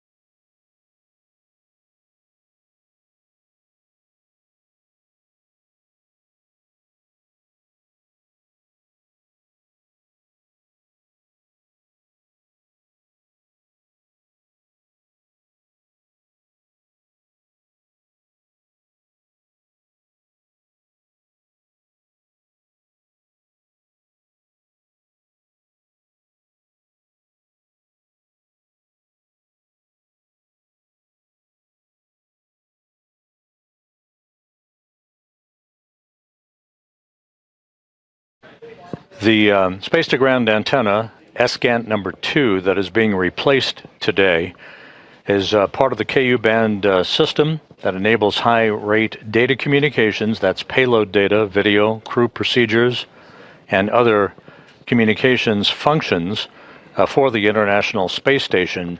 This antenna developed a failed gimbal assembly, meaning it can no longer point in the direction needed to track the tracking and data relay satellite constellation that orbits the Earth, needed for communications. The only spare space-to-ground antenna is stowed on ESP number 3. That's one of 3 such spare parts platforms on the outside of the station, in this case on the P3 truss of the station.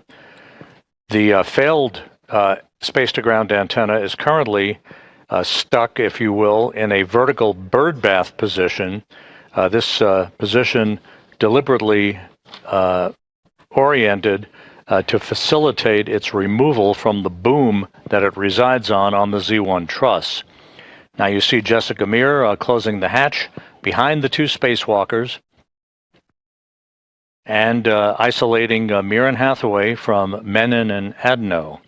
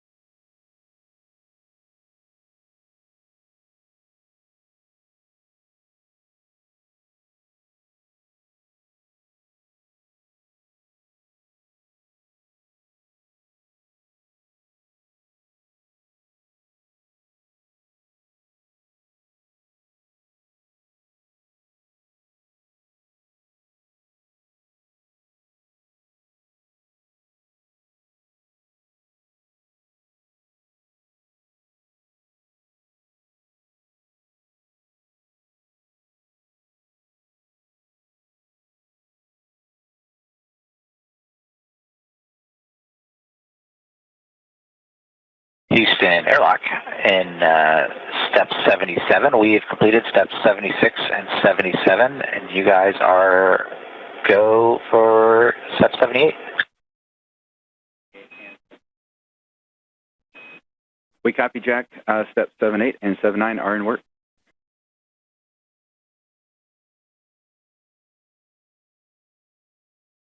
Okay, and we will sit tight until you guys are done with 7 all the way through 80, and then we'll pick back up in 81 when you let us know.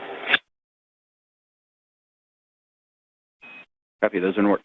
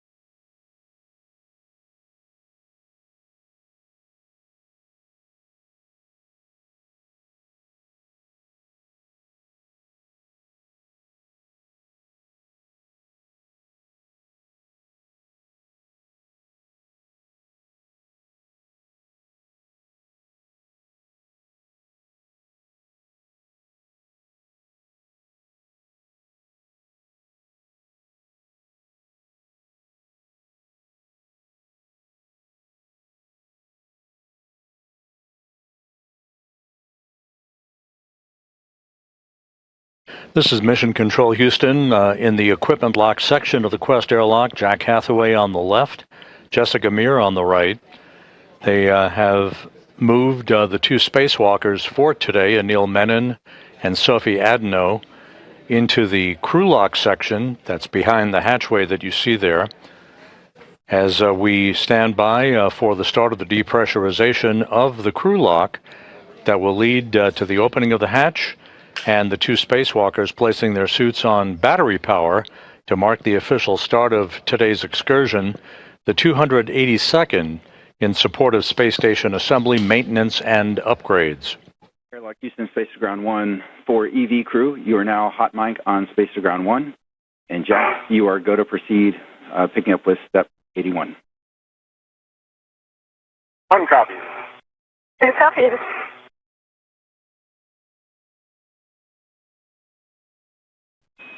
And we hear you both.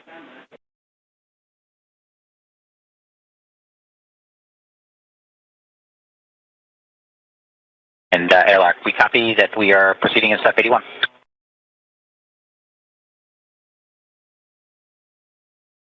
right, Sophie, I want you to just look and not touch. Can you check on the UIA that the depressed pump power switch is indeed in the off position? Depressed pump power off OSS. Verify that the depressed pump enable LED is on ON. Say again. Verify the depressed pump enable LED is illuminated, is on ON. Enable LED is on ON. Okay, and Houston airlock, we're waiting for your go to do the crew lock depressed Q card in step 84. Stand by for about 30 seconds.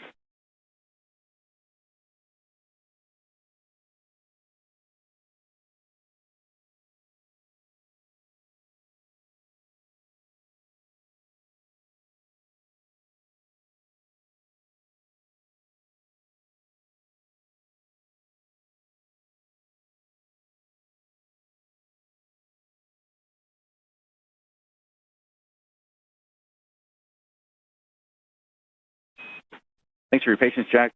With that, we are go to step into the crew lock, depress, repress crew card. Copy, we're go in step 84 to start the Q card.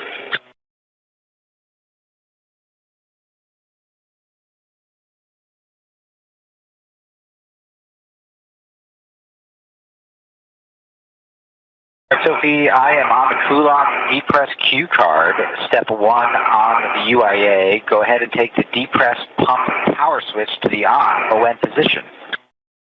Depress pump power on ON. All right, we're going to wait for 10 seconds, and then I'll give you your next step. Copy.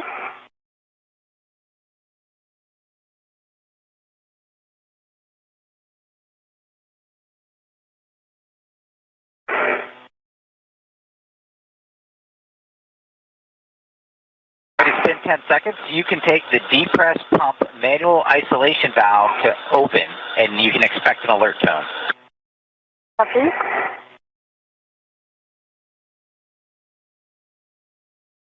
Manual ISO valve open. Copy, it's open. You guys can monitor your suit P gauge and make sure it stays below 5.5. If it gets up there, then let us know. TV2 copy. 1 copy. And with everything going very smoothly, the depressurization of the crew lock now underway. This will be done in a two-step fashion, first down to 5 pounds per square inch of pressure, and then finally down to vacuum. That will enable the 2 crew members to open the outer thermal cover and the hatch to the crew lock before placing their suits on battery power. So if I turned on my lights just for... Yeah, I'm doing the same. This is Vox. Thanks.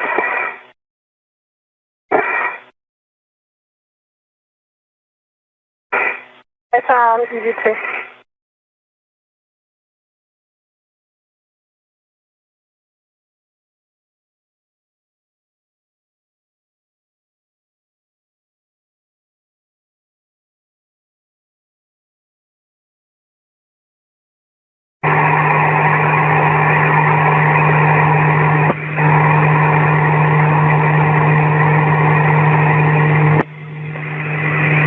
With the start of the depressurization of the crew lock underway, we are estimating a start time almost right on the pre-published time of about 7:35 a.m. Central Time, 8:35 a.m. Eastern Time. We'll continue to track that start time for you as we get a bit closer.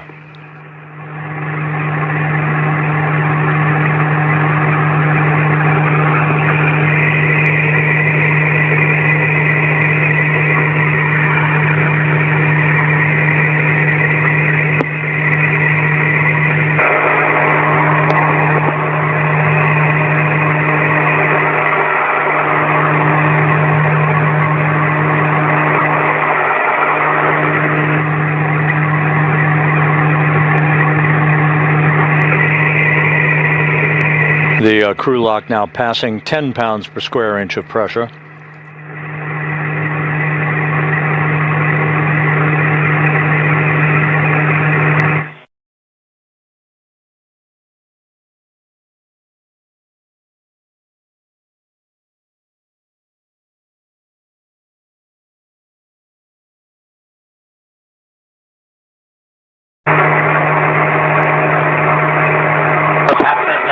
PSI on our way down to 5.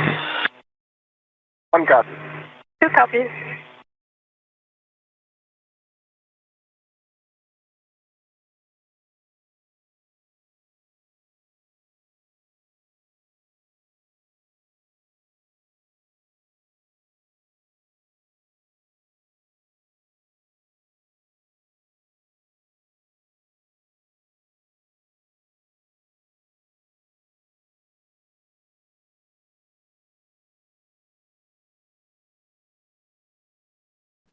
As the depressurization of the crew lock continues, the International Space Station is flying from southwest to northeast across the Pacific Ocean, just about to fly directly over Samoa.